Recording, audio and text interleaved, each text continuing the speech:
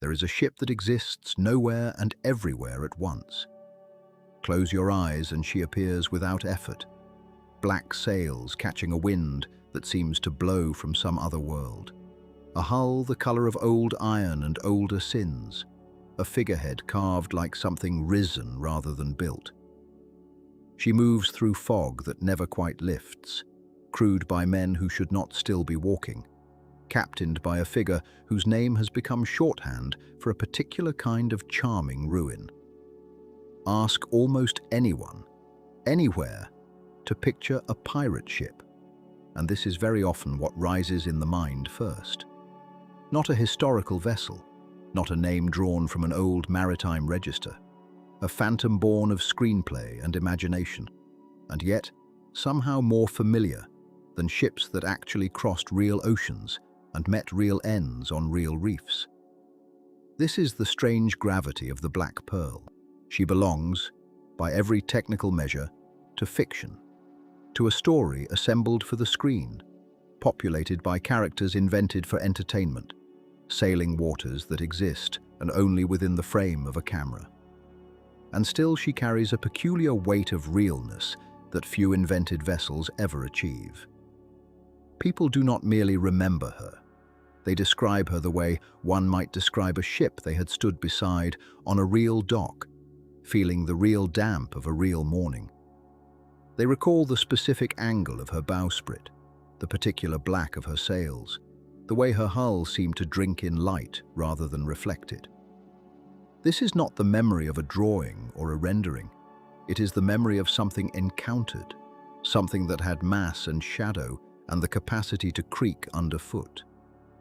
And that is the quiet paradox at the center of this story. However vivid the legend, however deeply the Black Pearl has settled into the shared imagination as though she always existed, a ship imagined for a screenplay is still, in the end, only ink and intention, until someone builds something that can bear her name. A fictional vessel does not require timber.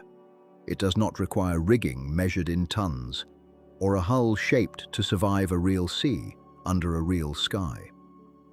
It requires only description, only the suggestion of size and menace and beauty, rendered convincingly enough that an audience believes it without question. But belief on this scale, the kind that makes millions of viewers certain they know the exact creak of her boards, is rarely built from suggestion alone. Somewhere behind the legend, someone had to solve a much more ordinary problem. How do you make a ghost ship real enough to survive contact with daylight, with salt water, with a camera that misses nothing? This is where the chronicle of the Black Pearl properly begins. Not with a curse, not with a captain, but with a production and a decision. In the early years of the new millennium, a studio set out to bring to the screen a story built loosely from the atmosphere of an amusement park ride, a shadowy tale of pirates and curses and endless moonlit water. The ambition of the project demanded a ship that could carry the full emotional weight of the story on her own silhouette. A vessel dark enough to feel haunted, majestic enough to feel legendary, and above all, convincing enough that audiences would forget entirely that they were watching something constructed for entertainment. This was the task handed to the production behind what would become the first film in what audiences now know simply as Pirates of the Caribbean. And the ship they required was not a special effect drawn later in post-production.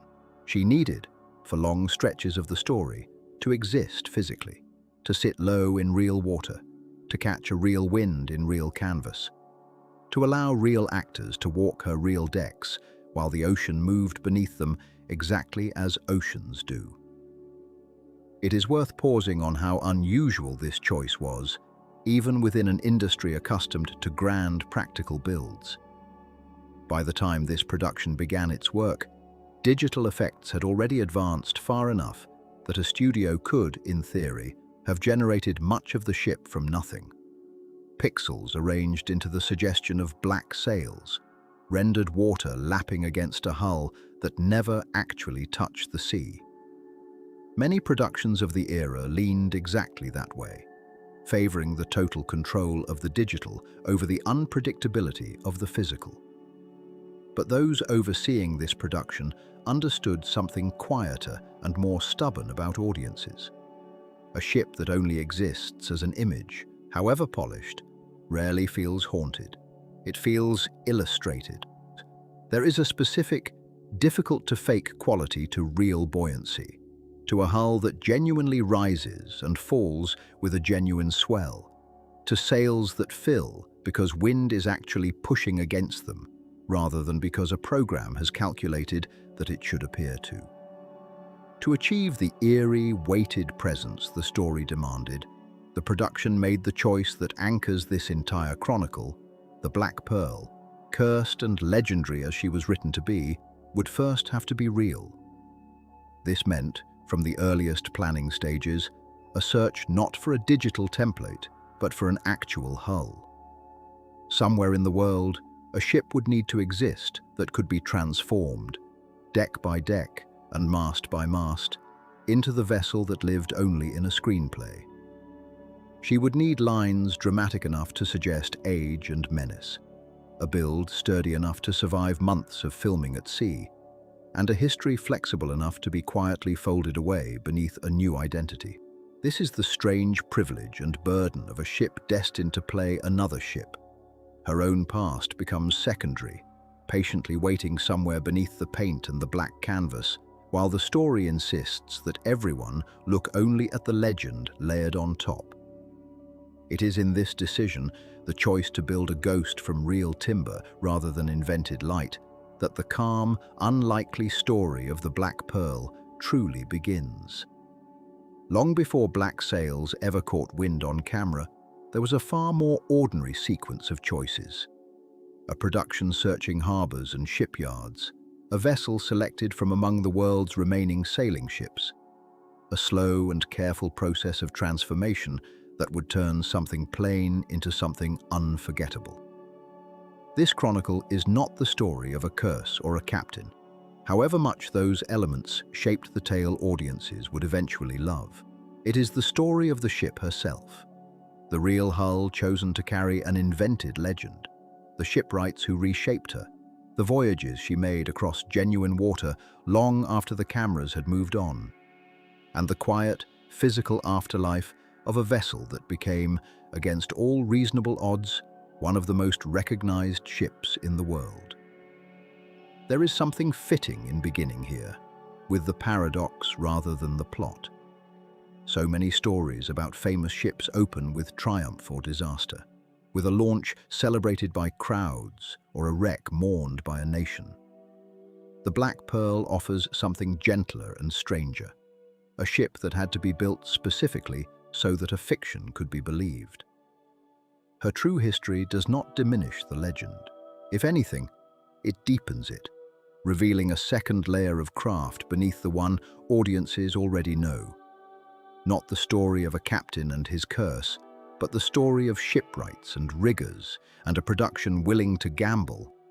That reality would serve the tale better than illusion ever could. So let this be where the chronicle settles, unhurried, before the black sails are raised and the cameras begin to roll. Somewhere beneath the paint that would one day gleam like old iron under studio light, there was simply a ship, a real hull with her own quiet history, waiting to be chosen, waiting to be remade, waiting to become something far larger than herself. If you would like to follow that story from its beginning, from the vessel she was before she ever became a pearl, to the yard where she was transformed, to the real water she eventually crossed long after the story wrapped, then settle in. There is a great deal of patient history waiting beneath that famous silhouette, and it deserves to be told at its own unhurried pace.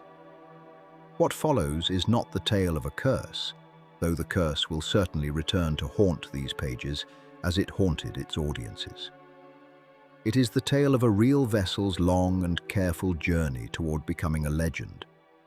The choices, the labor, the voyages, and the quiet fate that awaited her once the story she carried had already conquered the world. Before she was a ghost, she was a hull. Before she was a legend, she was a decision made by ordinary people trying to solve an extraordinary problem. That is where this chronicle begins, and where, in time, it will gently return. The problem began, as such problems often do, with a simple and stubborn desire. The filmmakers who set out to bring a pirate captain and his cursed vessel to the screen wanted something that the era of computer-generated spectacle had, in their view, quietly begun to lose. They wanted a ship that moved through real water.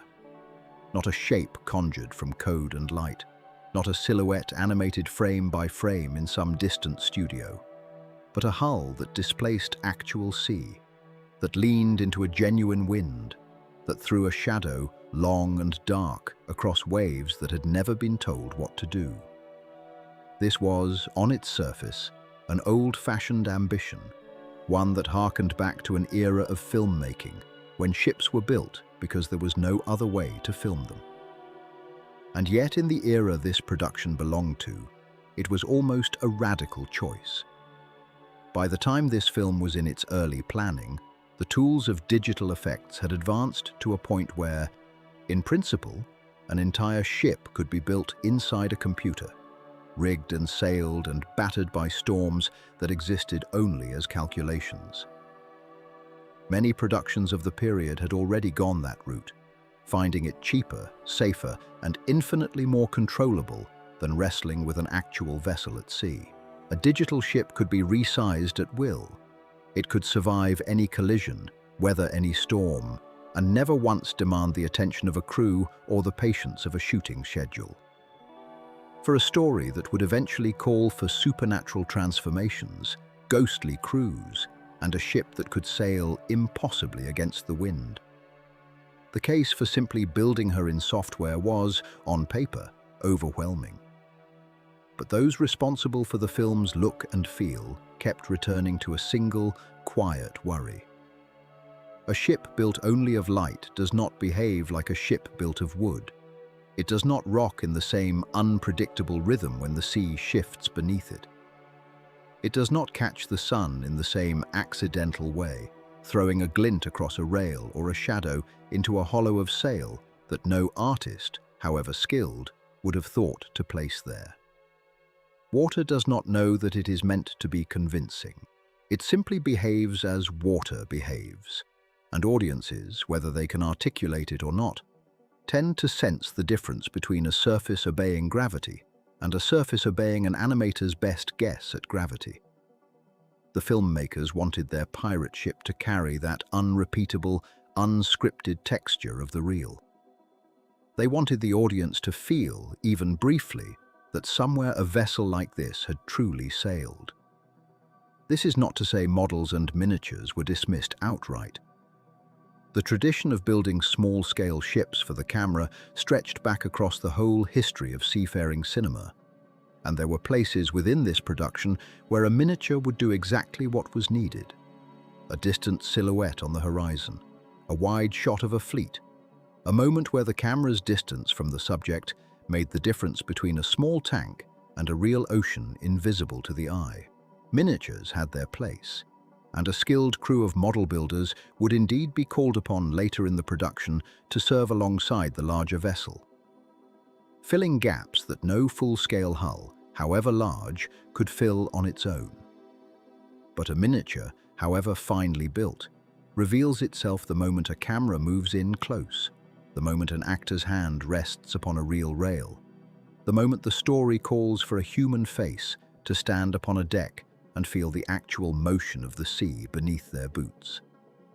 There is no small-scale substitute for an actor bracing themselves against a genuine role, no way to fake the specific fear or delight that crosses a performer's face when the ground beneath them is, in fact, moving. For the scenes where the ship needed to feel inhabited, worked, sailed, lived upon, something larger than a model was required. Something a person could stand inside. And so the filmmakers arrived, by a process of careful elimination rather than romantic impulse, at the conclusion that they needed an actual, physically real hull.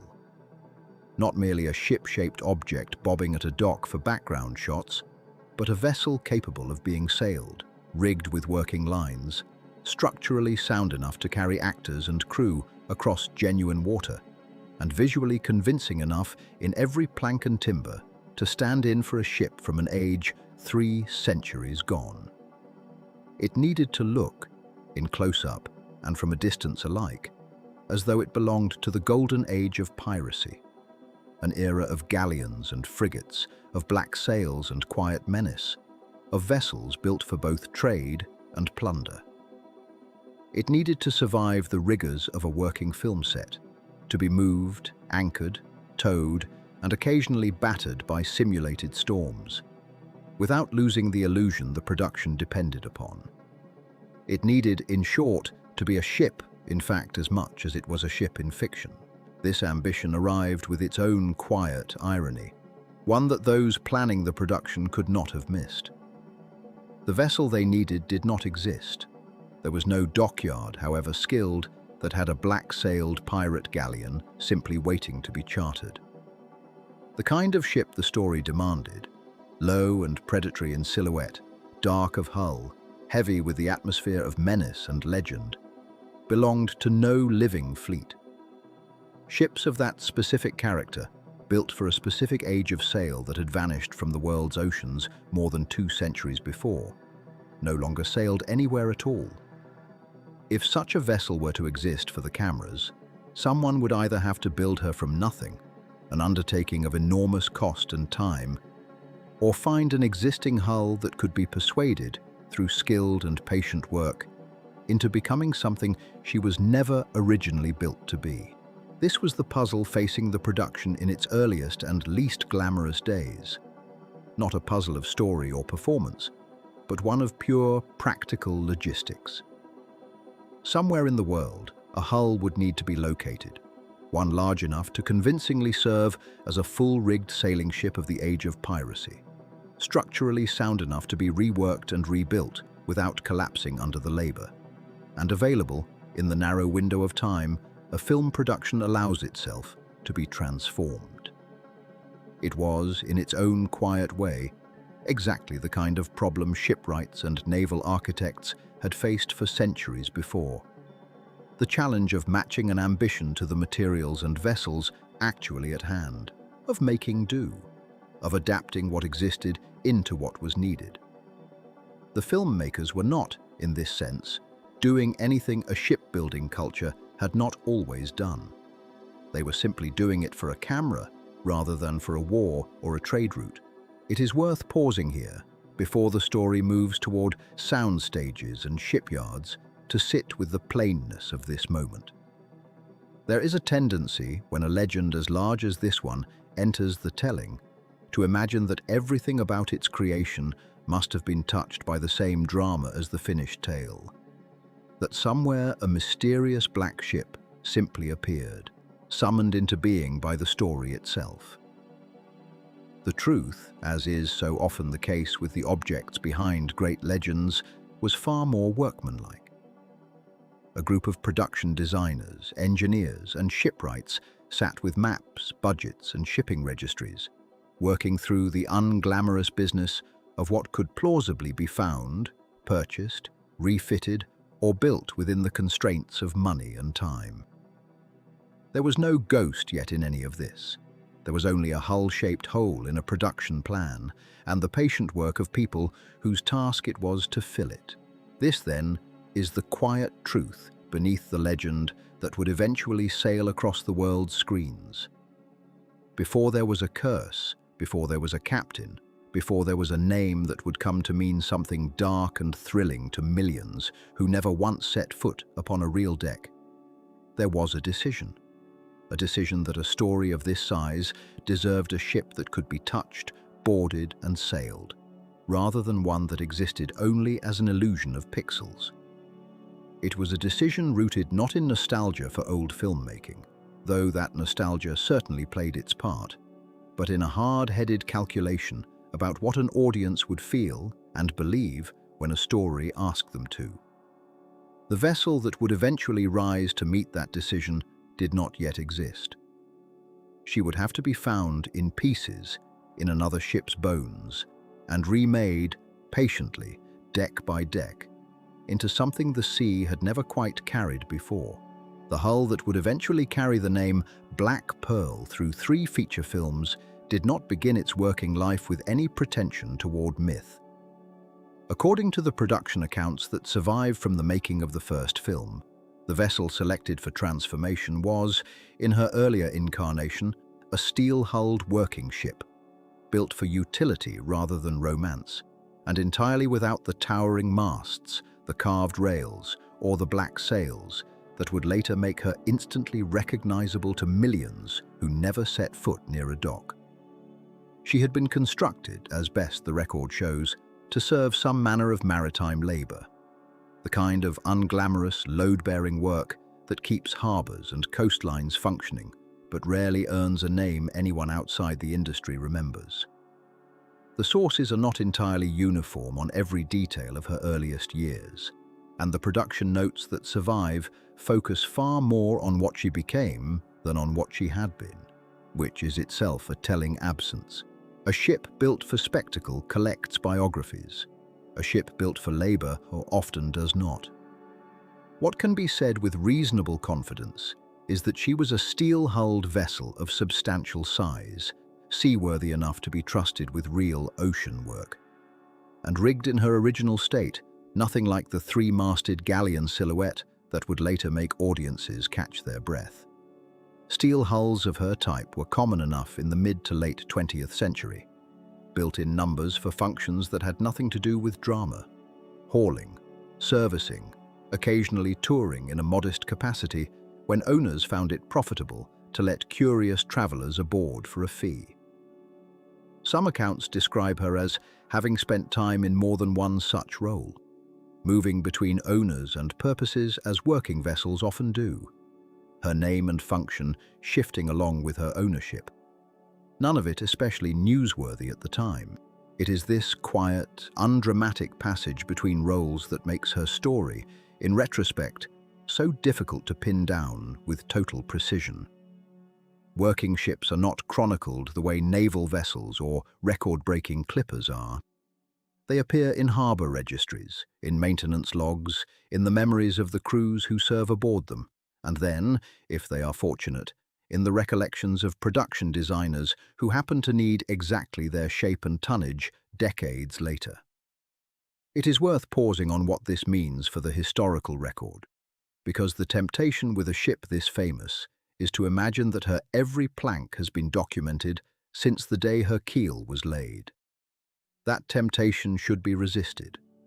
The vessel's transformation into the Black Pearl is extensively documented. Interviews with the production's naval architects, the shipyard's own accounts, photographs of the retrofitting process. But her life before that transformation is sketched in comparatively broad strokes. Historians and enthusiasts who have attempted to trace her full provenance have sometimes arrived at slightly different versions of her earlier ownership and use. And where those versions diverge, this account will not pretend to a certainty the sources themselves do not offer. What remains consistent across the various tellings is the essential character of her former life. Unremarkable, functional, and entirely disconnected from anything resembling the golden age of sail she would soon be dressed to evoke. There is a particular kind of irony worth sitting with here, one that rewards patience rather than quick observation.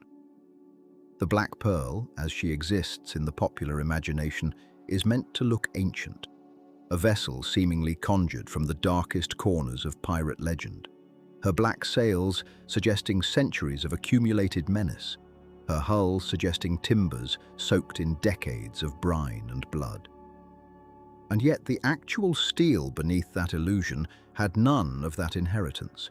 She was, in her working years, closer in spirit to a delivery truck than to a legend, built to move things reliably from one place to another, valued for her seaworthiness and her steel hull's resistance to the ordinary wear of maritime labor, not for any romance she carried. The men who worked her decks in her early years, whoever they were, in whatever capacity the record allows us to imagine them, almost certainly gave no thought to pirates, curses, or the undead. They were doing a job. The ship was doing what she had been built to do. That she would one day be selected, decades later, to embody the most feared and mythologized fictional vessel of her era would have seemed, to anyone standing on her deck during those working years, an impossibility bordering on the absurd.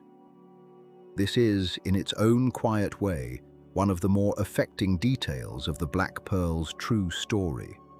More affecting, perhaps, than any single fact about her later fame. Hollywood did not commission a ship built from the keel up to resemble a 17th century Spanish or Dutch galleon, though such a commission would have been the more expected, more straightforward path. Ships had been built from scratch for film productions before, and would be built from scratch again after. Instead, the production reached into the world of ordinary maritime labor and drew out a vessel that had spent her working life in obscurity and asked her steel bones to become something else entirely. It was less an act of construction than an act of transfiguration, taking a hull whose entire design philosophy had been function over form, utility over ornament, and layering onto that function an elaborate fiction of ornament, danger, and age. Accounts from those involved in the search for a suitable hull describe a practical set of requirements that guided the choice. And none of those requirements had anything to do with romance. The production needed a hull large enough to support the towering masts and rigging that the story demanded, stable enough to be sailed convincingly on open water with cameras rolling, and structurally sound enough to be modified extensively without compromising her safety at sea. Steel, in this sense, was not a poetic choice, but a practical one. A modern hull material capable of bearing the load of an elaborate wooden superstructure built up around and above it, disguising its industrial origins beneath layers of timber, tar-black paint, and carved ornamentation designed to evoke centuries she had never actually lived through. The ship that would become the Pearl was, in this sense, doubly disguised. First by the paint and carving that hid her steel origins from the camera's eye, and second by the passage of time that had already begun to hide her working origins from popular memory even before the cameras arrived. There is something almost gentle in imagining her in those years before anyone thought to make her famous. Moving through harbors without ceremony, doing whatever unglamorous work her owners required, entirely unaware, in whatever sense a ship can be said to be aware, of the peculiar destiny waiting decades ahead. The historical record does not allow for sentiment to stand in for fact, and so this account will not claim more about her early years than the sources support. But it is fair to say, and fair to sit with, that the vessel who would come to embody one of the most recognizable pirate ships ever put to film began her life doing nothing more mythic than the steady, patient work that ordinary ships have always done, work that leaves little trace, generates few stories, and asks for no audience at all. It was only later, when a production searching for a hull worthy of transformation found her among the available candidates, that her second life began, and with it, the slow work of turning a vessel of quiet function into a vessel of legend. The search itself unfolded slowly, in the way that most searches for something irreplaceable tend to unfold, with far more looking than finding. Those responsible for locating a vessel to become the Black Pearl were not simply shopping for a large, old-looking boat. They were hunting for a very particular convergence of qualities, and the list, when written down, revealed just how narrow the target truly was. The hull needed to be large enough to read as formidable on camera, broad enough in the beam to suggest the menace of a warship rather than the modesty of a trading vessel, and yet still small enough, still light enough in her displacement to be towed, anchored, and maneuvered around a working film set without becoming a hazard to the cast, the crew, or the schedule. She needed a silhouette that could be reshaped without being invented from nothing. A hull whose bones already leaned toward the dramatic, so that the carpenters and artists who followed would be sculpting rather than fabricating from bare timber and imagination alone. And she needed, above all, to be available. Ships suited to such a transformation are not common, and ships suited to such a transformation that are also sitting idle, willing to be chartered, and structurally sound enough to survive months of alteration are rarer still. The people tasked with narrowing this search were a mixture that the film industry rarely advertises to its audiences. Naval architects who understood load and stability as a matter of survival rather than aesthetics. Production designers who thought in terms of silhouette and shadow, and a handful of consultants whose working knowledge came not from historical texts alone, but from years spent aboard real sailing vessels, feeling in their own bodies how a ship answers to wind and swell. It was this combination, the engineer's caution and the artist's eye, that would come to define every decision made about the hull from this point forward. A production designer might look at a vessel and see only the promise of jagged bowsprit and black sail, the ghost ship outline that a script demanded. A naval architect looked at the same vessel and saw ballast, freeboard, and the tolerances of a superstructure that had never been designed to carry the additional weight of towering false masts and ornamental carving. Both perspectives were necessary, and both, at various points, pulled against each other, a tension that would only grow once construction began. Among the vessels considered and ultimately passed over were several that might have made serviceable pirate ships in a lesser production, but none carried quite the right combination of bones and availability. Some were too small to hold the illusion of a warship's threat once the cameras pulled back to a wide shot. Others were structurally too fragile, their hulls aged past the point where they could be trusted to bear new weight without extensive and expensive reinforcement. Still others were simply spoken for, committed to charter work or preservation efforts that made them unavailable, regardless of how well they might have suited the role. Each rejection narrowed the field further, until the vessel eventually chosen emerged not because she was flawless, but because she was, in the calculus of everyone involved, the best available answer to an impossible brief. Once a hull was identified, the negotiations that followed were themselves a quiet drama, conducted far from any soundstage.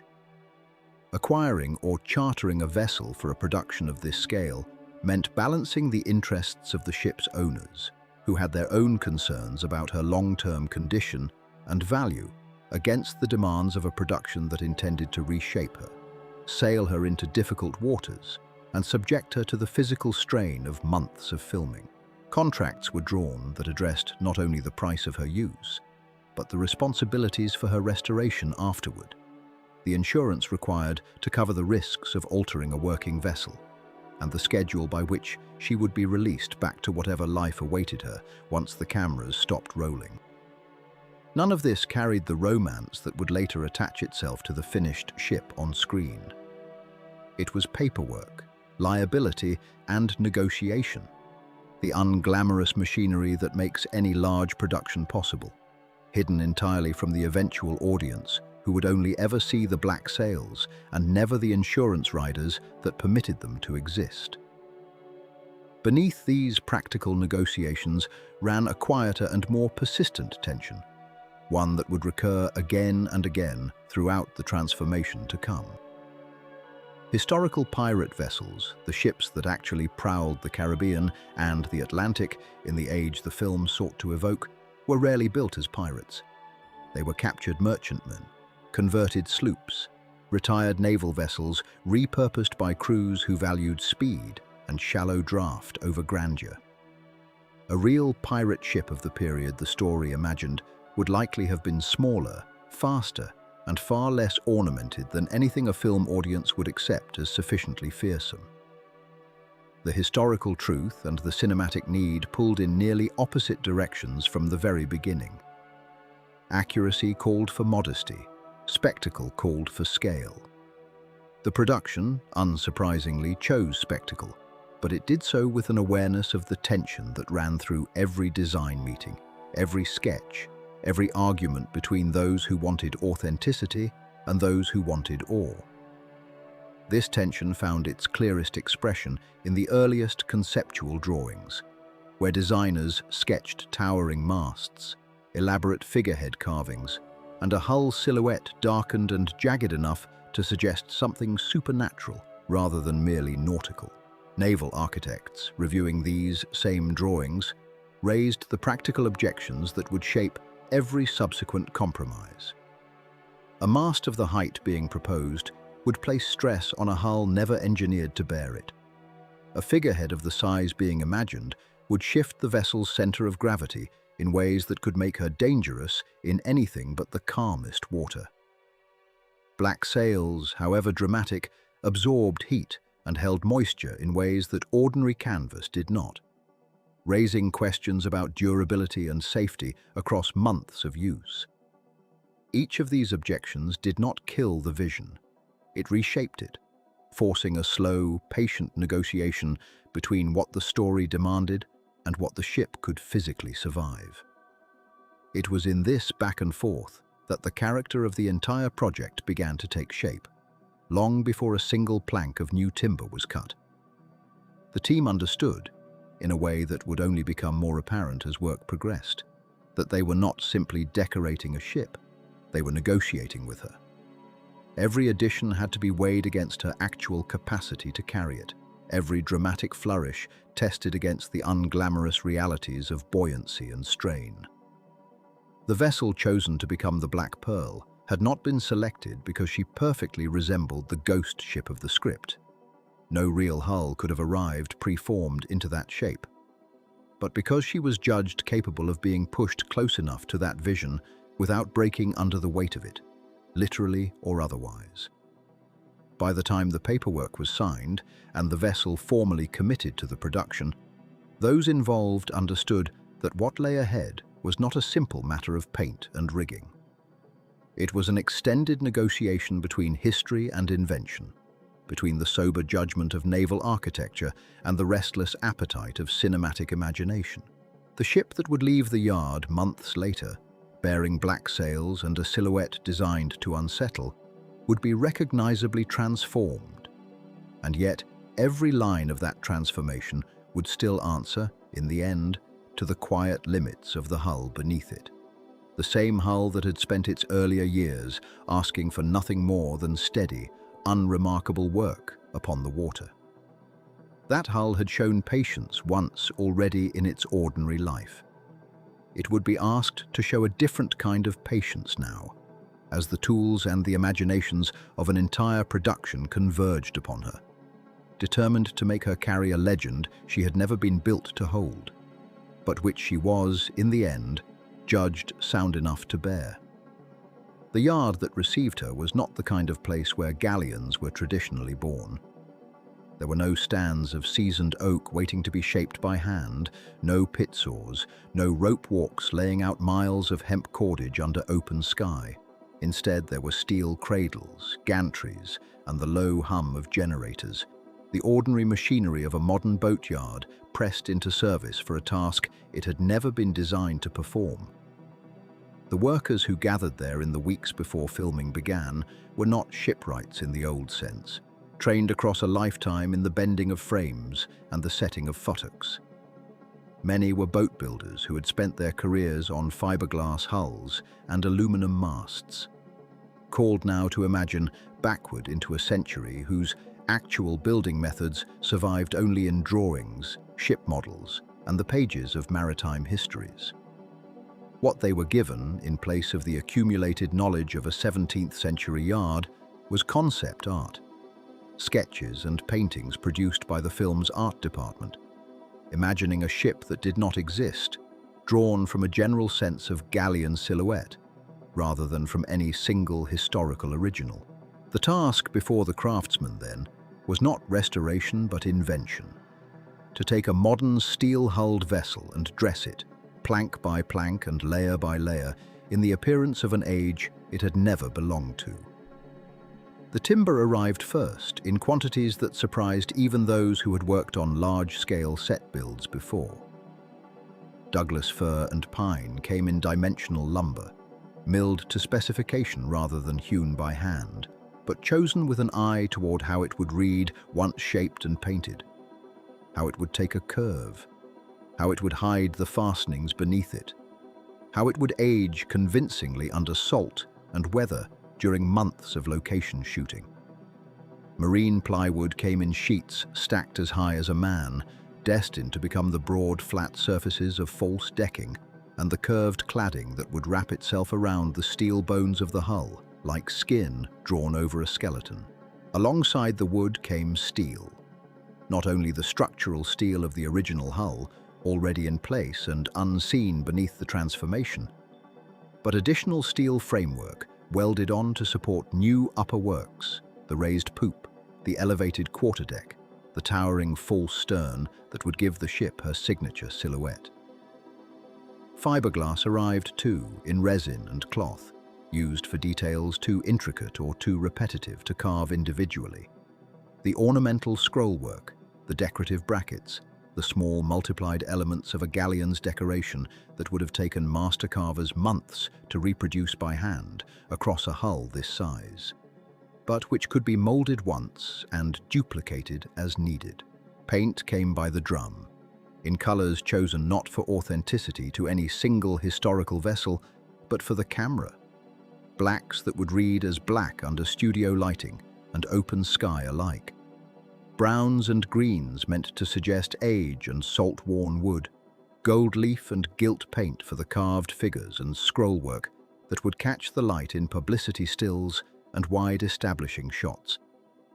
The production's colorists worked closely with the art department to ensure that what looked right on a small painted maquette would still look right at full scale, under the punishing flatness of overcast daylight or the warm distortion of tungsten lights rigged along a soundstage deck.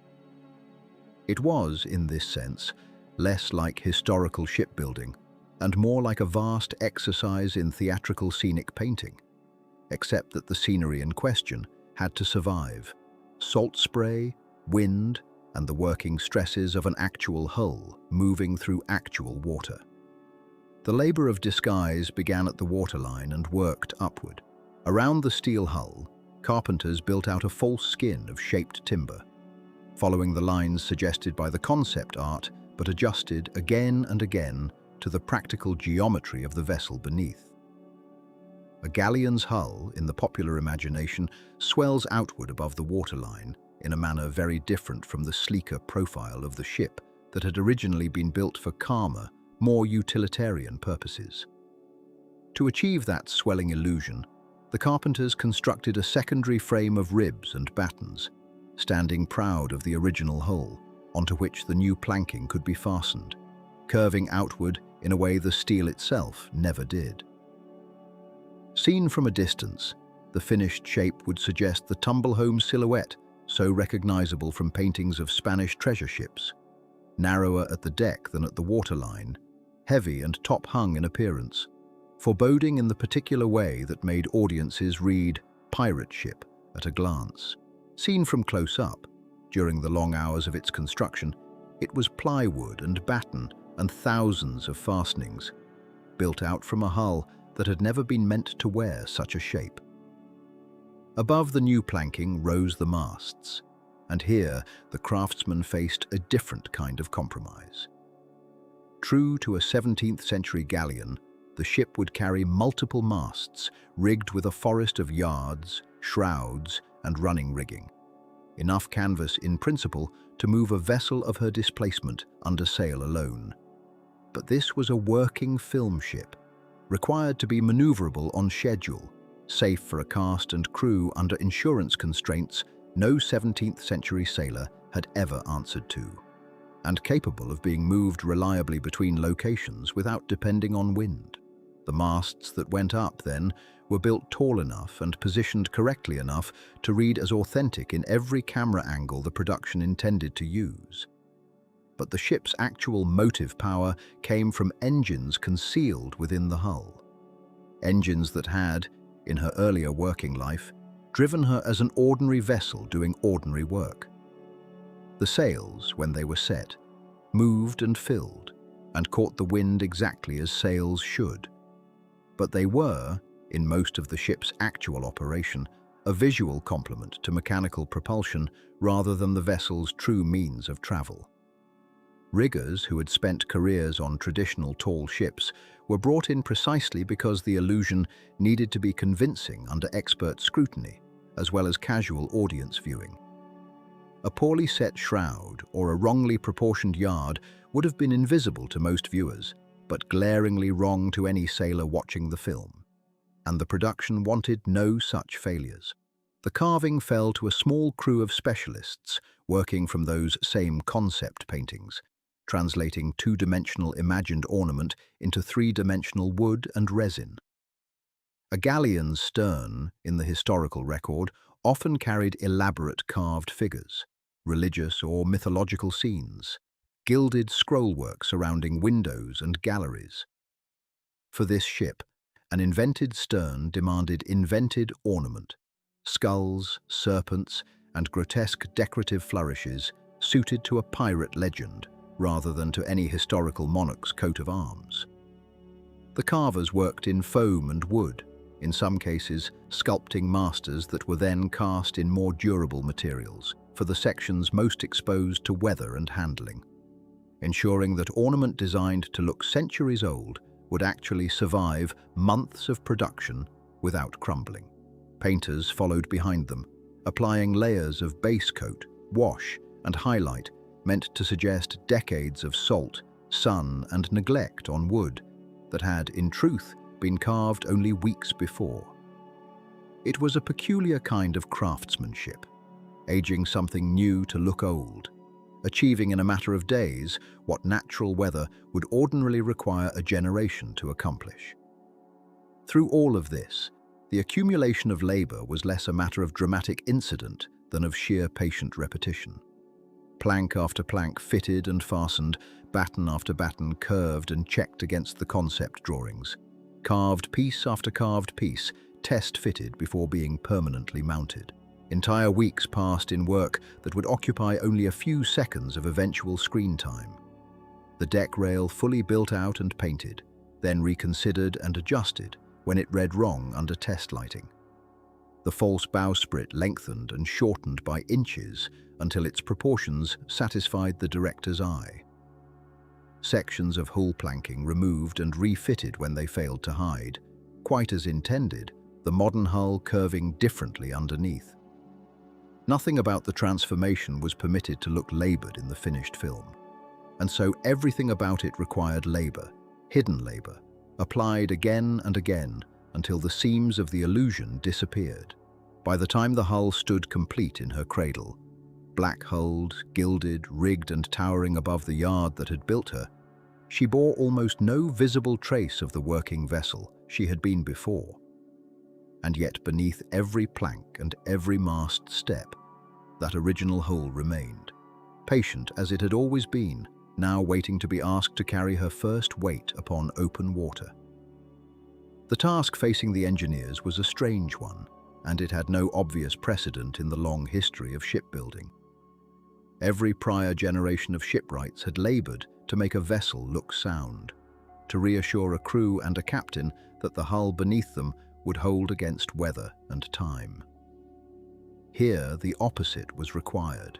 The ship had to look as though she had already lost that argument with time, as though rot had crept along her rails, as though her sails had been torn and stitched and torn again across some 100 years of unrecorded voyages, as though the sea itself had marked her as cursed and let her sail on regardless. And she had to do all of this while remaining, in every practical sense, entirely safe. She would carry actors upon her decks, technicians in her rigging, cameras lashed to her masts. She would be worked in open water, sometimes at night, sometimes in weather that no sensible captain would have chosen for a pleasure sail. The illusion of decay could not be permitted to become the reality of danger. This contradiction sat at the center of every decision made in the months of her transformation.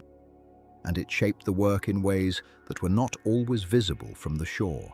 A plank that appeared blackened and split had to be, underneath its treatment, as structurally sound as any plank on any working sailing ship afloat.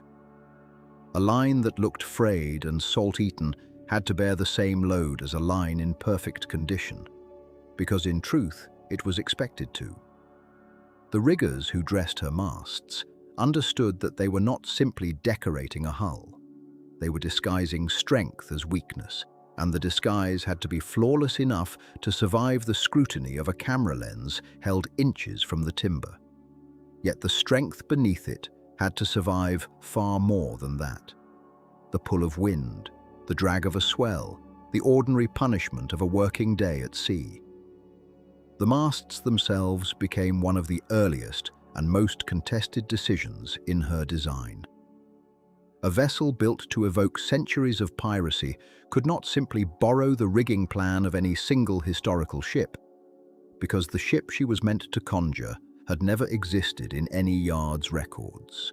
She was assembled instead from impressions, a silhouette half-remembered from old engravings of galleons and privateers, sails cut in a manner that suggested age, without literally reproducing any specific documented rig. The masts were raised taller than practical seamanship of the historical eras she referenced would have generally allowed, exaggerated to create a profile that would read as immediately unmistakable against any horizon, on any screen, no matter how far the camera pulled back. Where an actual vessel of her supposed vintage might have carried a more modest spread of canvas for the sake of manageable crews and safer sailing, the designers pushed her masts higher and her yards broader, favoring silhouette over strict plausibility.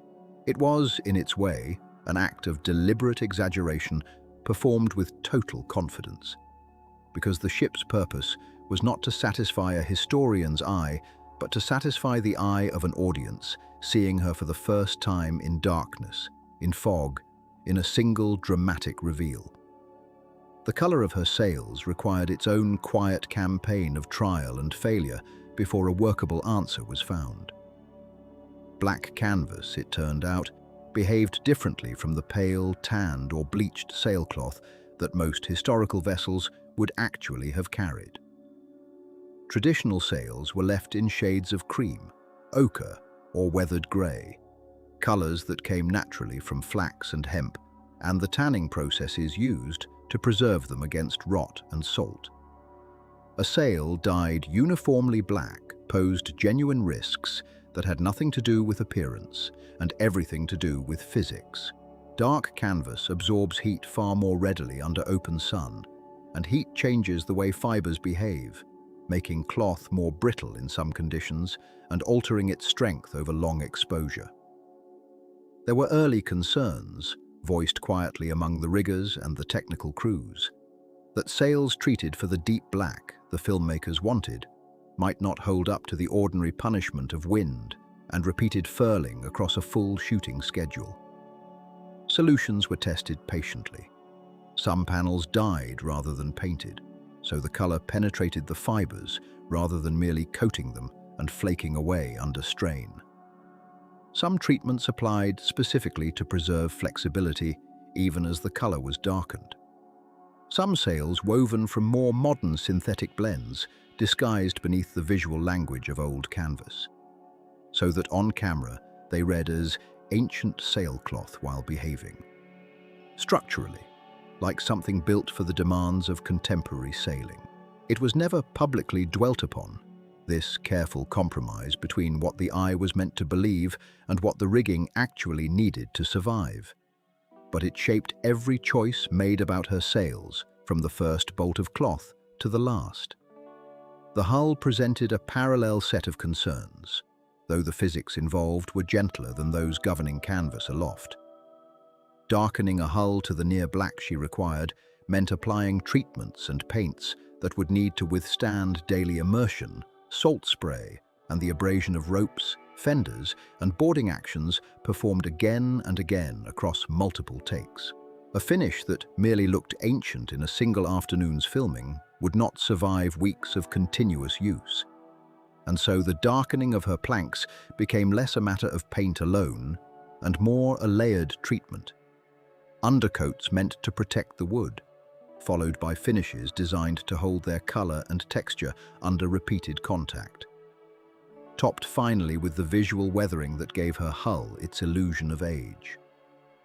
Streaks suggesting rust and rot, patches implying decades of patched repair, a texture along her waterline that read, even from a distance, as a hull that had spent far too long fighting the sea rather than resting comfortably in harbour. Every mark of decay was, in fact, a deliberate application, renewed and touched up between takes, because the sea itself worked quickly to undo whatever illusion had been carefully built, washing away in days what had taken skilled hands weeks to compose. Beneath all of this lay the constant, quiet tension between authenticity and exaggeration that shaped every choice her designers made. There was no attempt, at any stage, to reproduce a specific historical vessel with documentary precision. The ship needed to feel plausible to an audience without needing to survive the scrutiny of a maritime historian, and so decisions were guided as much by silhouette and mood as by any surviving ship's plan. Her proportions were stretched where drama demanded it, her ornamentation drawn from a blend of periods and traditions that no single historical yard would ever have combined. Her overall impression built to suggest 3 or 4 centuries of piracy compressed into a single unmistakable shape, and yet beneath that exaggeration ran a genuine debt to real historical craft. Real methods of planking, real principles of mast stepping and rigging tension, real techniques for treating wood against salt and sun, borrowed from centuries of accumulated seafaring knowledge and applied here not to preserve history exactly, but to keep a legend afloat. Those tasked with the work carried private doubts through much of it, doubts that rarely surfaced in the finished record of her build, but which shaped the caution with which every choice was tested. Riggers worried quietly whether blackened canvas would hold through a full season of use. Shipwrights worried whether the layered darkening of her hull would survive repeated contact with tenders, lines, and the ordinary business of boarding and departing at sea. Engineers worried whether masts raised beyond ordinary proportion might strain a hull never originally built to bear them. Each doubt was met not with certainty, but with testing, adjustment, and quiet revision. The same patient process by which sailors across centuries had always answered uncertainty at sea, not with bravado, but with care, repeated until the doubt eased or the design changed to answer it. In this way, myth was made seaworthy not through magic, but through the same slow, exacting labor that had always separated a ship that could sail from one that could only be imagined. To stand upon her deck once the work was finished was to feel that labor settle into something that no longer announced itself as labor at all. She rose from the waterline in tiers of black and weathered grey, her hull darkened not by neglect but by careful hand, layer upon layer of paint and stain applied until the wood seemed to hold shadow, the way old iron holds rust. From a distance she looked burned, as though she had passed through some fire and emerged charred and permanent. And that impression had been the point from the beginning. Nearer to, the illusion did not dissolve so much as deepen. The grain of the timber showed through the black in places, and the ropes along her rails had been aged with the same patience given to her paint, rubbed and treated until new hemp lost its pale shine and took on the look of cordage that had known 100 storms. Her rigging rose above the deck in a lattice that seemed, at first glance, chaotic. The way a real ship's rigging always seems chaotic to those who do not sail, but which resolved, on closer study, into the same deliberate order that had governed sailing vessels for centuries. Lines ran from her masts to her yards, and down again to belaying pins worn smooth by hands that were not fictional at all. but the very real hands of riggers and stunt performers who spent long days climbing where the script demanded a pirate climb. The masts themselves, raised taller than her original hull had ever been built to carry, seemed almost too slender for their height when viewed from below, a slightness that belonged more to the eye's habit of expecting bulk in strength than to any weakness in the engineering that held them. Overhead, her sails, when they were raised at all, for a modern film vessel more often motored than sailed under canvas, carried the discoloration of long use, patched in places, darkened at the seams.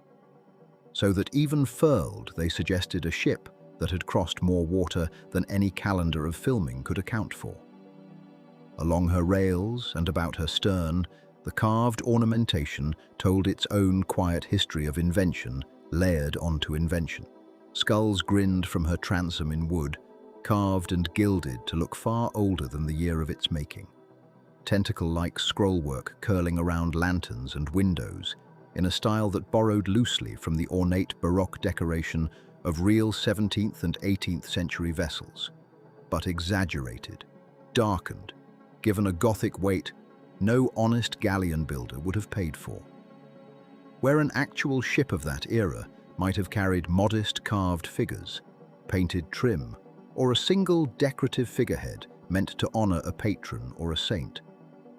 This vessel carried ornamentation meant to unsettle, skulls where doves might have been, jagged edges where curves would have softened a real hull's lines.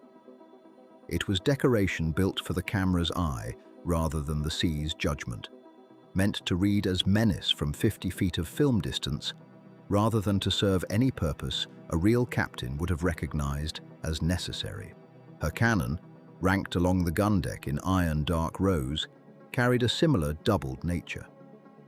Some were functional in the sense that they could be rigged to fire practical effects: smoke, flash, the concussive suggestion of a broadside, while others were built to the eye alone, weight and shape without the fire, placed where the frame required a full deck of guns, but where safety or logistics made true ordnance impractical.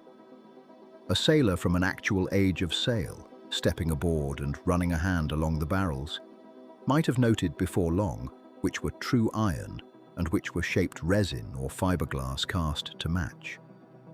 But from the deck above, in the low light chosen for so many of her scenes, the difference disappeared entirely. This was, again, the honest work of illusion, not deception meant to mislead history, but craft meant to hold up, exactly as long as a scene required it to hold. And no ship built for pageant duty before her had ever needed to answer to more than that same standard. Below decks, the portrait shifted from spectacle to intimacy. The passageways were narrow, as passageways on real ships of her supposed era had always been narrow, built for bodies moving in single file past barrels and coiled rope and low, timbered ceilings that forced a stoop from any actor taller than the space allowed. Lantern light, real flame in early scenes, and later replaced by rigged electric bulbs disguised to flicker like flame, threw shadows across beams that had been aged and distressed until they carried the same patina as her exterior. The scars, the water stains, the small deliberate imperfections that told a story of long voyaging, even though the wood beneath them had, in truth, only recently been shaped and fitted. Those who worked aboard her during the long months of filming remembered the details that no camera could capture, the sensory record that existed only in memory afterward. The smell was, more than anything, the smell of tar and salt and drying paint, a mixture particular to any working vessel, but sharpened aboard her by the newness of much of what surrounded that smell. New old timber, cut and joined only recently, but already carrying the treated darkness of age. Releasing still, in warm weather, the faint resinous scent of fresh wood beneath its aged disguise. Salt air did its own work, regardless of what illusion the crew intended, settling into rope and canvas and hair and clothing, until everyone who spent long days aboard carried some trace of the sea home with them, whether the day's filming had called for a storm or a calm. The sounds belonged to any ship, real or reproduced. The creak of timber working gently against itself as she rode at anchor or idled forward under her hidden engines. The slap of water against her hull, the clatter of rigging in wind, voices carrying oddly across open water in the particular way voices always do at sea, flattened and thrown by air and distance until a call from the bow reached the stern, sounding smaller than it had been spoken. Actors who had trained for weeks to move like sailors, to climb, to haul, to walk a deck that shifted beneath them, often said afterward that some of what they learned stayed with the body long after the ropes were coiled and the wardrobe returned. A residue of the ship, not unlike the tar and salt smell that had also refused to entirely wash away. Where practical filmmaking needs shaped the vessel, they did so visibly to anyone who understood ships as history had built them. Doorways were often taller and wider than any honest period ship would have allowed, cut through solid timber to let cameras and crew pass where an 18th century carpenter would have left only a low, narrow hatch. Certain decks bore hidden hardware, mounts for lighting, tracks for cameras, reinforced sections built to bear equipment no sailing vessel of her supposed age had ever needed to carry. Her wheel, prominent in so many of her most memorable scenes, was oversized in places specifically so it would read clearly on camera, a departure from the more modest helms of real period vessels, made not from ignorance of history, but from the frank knowledge that story, in this case, required emphasis that pure accuracy would not have given it. And yet none of these departures broke the larger illusion, because none of them were visible to an audience watching from the distance a screen imposes. Standing upon her, in the hush between takes, with the tar smell thick in the warm air and the rigging ticking gently overhead, it was possible to forget, for long stretches, that any of it had been built rather than inherited, to feel as generations of shipwrights before this crew had intended their own vessels to be felt, that she was simply a ship, entire and real, riding the water she had been made to answer to understand why she felt so complete, so inevitable. It helps to look past the shipyard where her timbers were shaped and out toward the centuries of real vessels that had, without ever intending to, lent her their bones. The Black Pearl was not invented from nothing. She was assembled, plank by imagined plank, from a lineage of actual ships that had sailed real seas long before any camera turned to record them.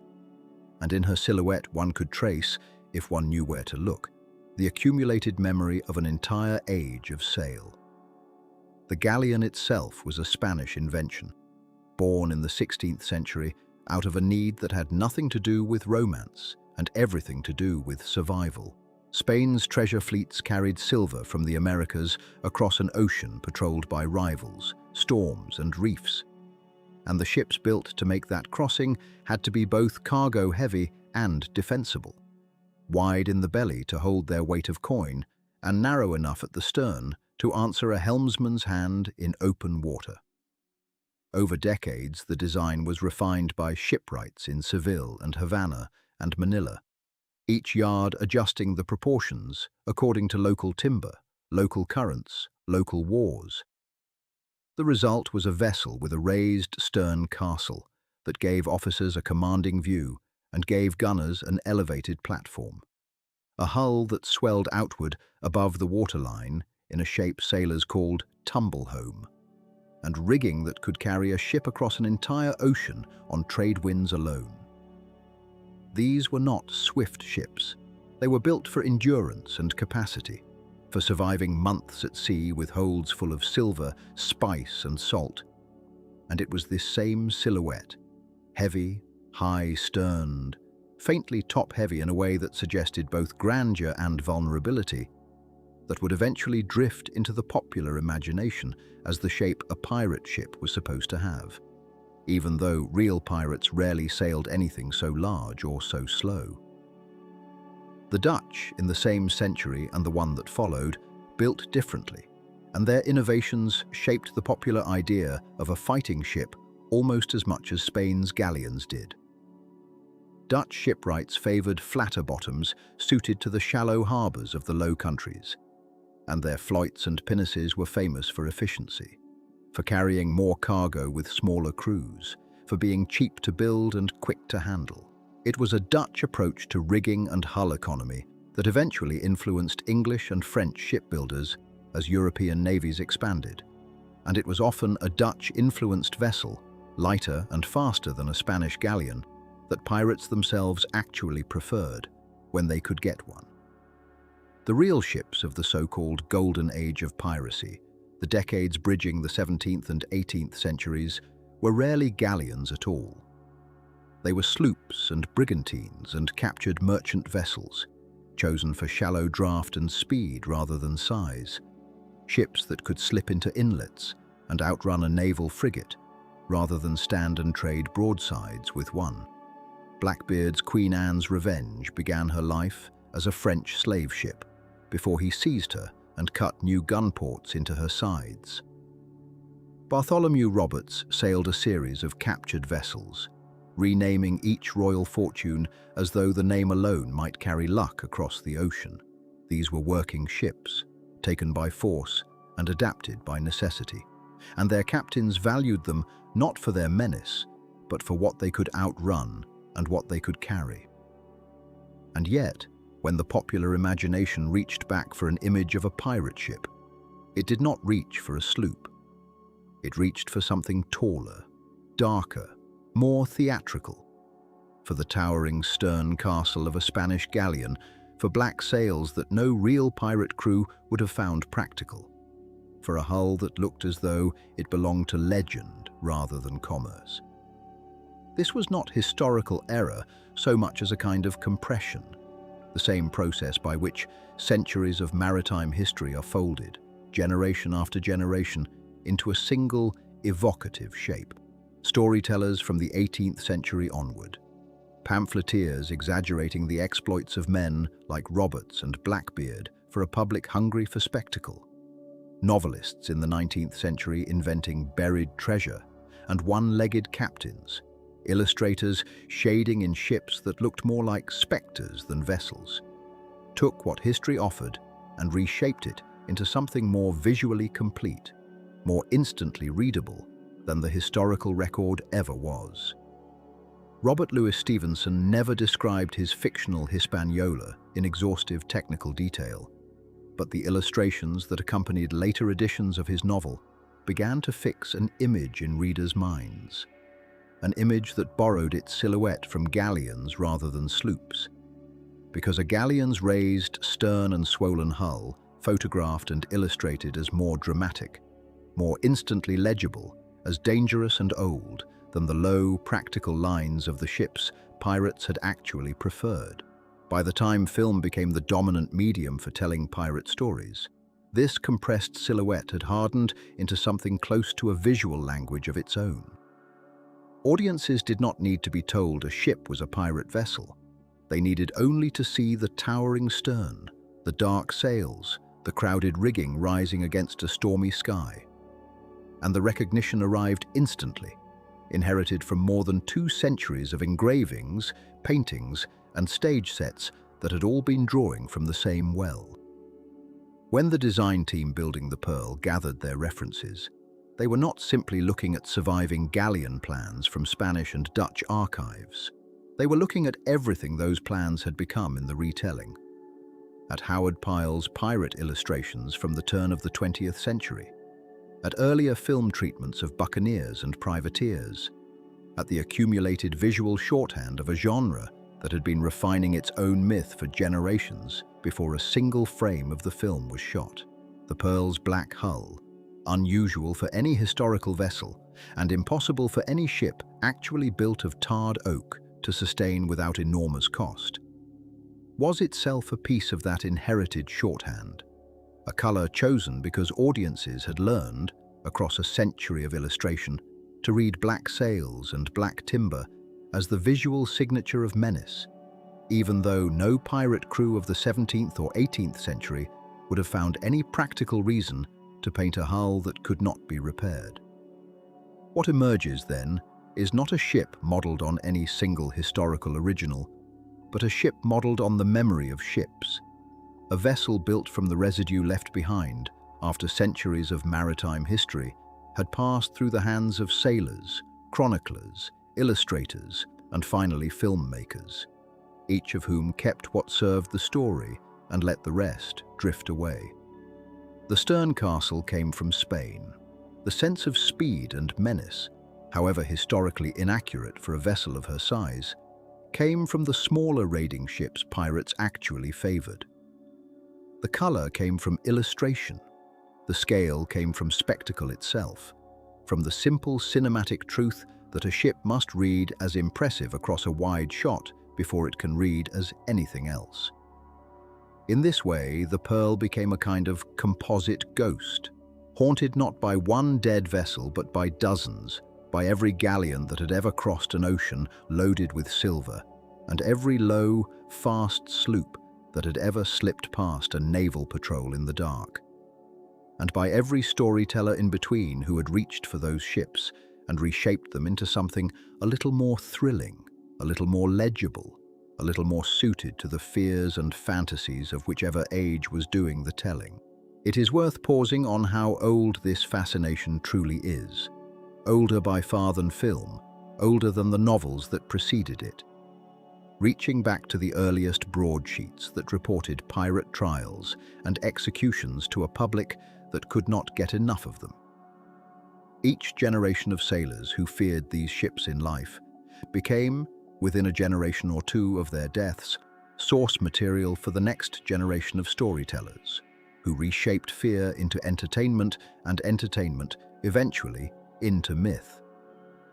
The Pearl was simply the latest vessel to rise out of that long tide, built not to replace the memory of real ships, but to carry it forward, timber and tar standing in for the accumulated imagination of everyone who had ever looked at a dark sail on the horizon and felt the particular thrill of not knowing, yet, whether it carried friend or doom. What audiences came to know as the Black Pearl was never, in truth, a single ship at all. It was two vessels, built to different purposes, serving different moments in the same story, and joined together only in the final cut of a film, where the seams between them vanished entirely. This was not deception in any dishonest sense. It was simply how the craft of filmmaking had always worked, long before computers could paint a ship onto the horizon or erase a crane from a shot. A production needed the Pearl to do things no single hull could do at once, to loom close enough for an actor to climb her rigging and speak her name, and also to lean into real wind on open water, her sails catching the light in a way that no soundstage could counterfeit. So two ships were built, each answering to only half of what the story required, and between them they became, in the minds of everyone who watched, the one ship that never existed. The first of these vessels was not built to sail at all. She was constructed as a floating hull, buoyant enough to sit on the water and rock gently with its motion, but without the deep keel, the ballast, or the rigging configuration that would have let her answer to wind and helm the way a true sailing ship must. This was the vessel built for close work, for the shots where the camera needed to sit near enough to see the grain of the wood, the expressions of the actors, the details of rope and cannon and deck that gave the Pearl her texture of menace and age. She was, in the language of the production, a studio ship, built to be filmed in the controlled water of a tank or a sheltered basin, where wave machines could simulate a storm without ever putting the vessel or her crew in the actual danger that open sea would bring. Her purpose was intimacy. She let the camera come close enough to make the Pearl feel real in the way that mattered most to an audience. Not in her seaworthiness, which they would never test, but in the illusion of nearness, of being aboard her, of standing on planking that seemed to have carried real pirates through real years of plunder and flight. The second vessel served an entirely different need. She was built, or in one account, substantially converted from an existing hull to actually sail, to catch real wind, hold a true course, and be filmed from a distance where her silhouette against open water would read as unmistakably a ship underway. Dark canvas bellied out, hull cutting a real wake through real swell. This was the vessel meant for the wide shots, the establishing frames where the Pearl needed to look, unmistakably, like a creature of the sea rather than a set piece anchored in a tank. No matter how skilled the model makers or the digital artists became, there remained, at the time this film was made, a difference audiences could feel, even if they could not name it. The difference between a ship moving because machinery was pushing water past her, and a ship moving because the wind itself was hauling her forward the way it had hauled sailing ships forward for centuries. To get that feeling on film, the production needed an actual sailing vessel, crewed by actual sailors, exposed to actual weather. However carefully managed the schedule, and however cautious the captains grew when a real squall rose faster than the forecast had promised. The reasoning behind this duality was, at its heart, entirely practical. The kind of solution that any experienced production would arrive at, once the demands of the story were laid out honestly. A ship built for close. Controlled filming could never survive or perform in open water without extraordinary risk, both to the vessel and to everyone aboard her. Her hull was not designed for the stresses of true sailing. Her ballast was arranged for stability in a tank, rather than for balance against wind and wave, and her fittings were built for appearance rather than endurance. To send her into real seas would have been to gamble with the safety of a working crew for the sake of a shot. The digital and physical craft of the day did not yet require her to attempt. Conversely, a true sailing ship, however excellent on open water, would rarely offer the exact camera angles, the precise blocking of actors against rigging, or the tight interior shots that a story like this depended on to feel intimate rather than distant. She was built to move through the sea, not to be climbed on by actors delivering lines 6 inches from a lens. Each vessel, in other words, was excellent at exactly what she was designed for, and entirely unsuited to what the other was built to do. This division of labor produced a peculiar and quietly remarkable result. Audiences experienced the Pearl as a single, seamless presence, her character consistent from the moment she first slid into a shot to the moment she vanished over the horizon at a story's end. And yet no single ship on the water ever did all of that.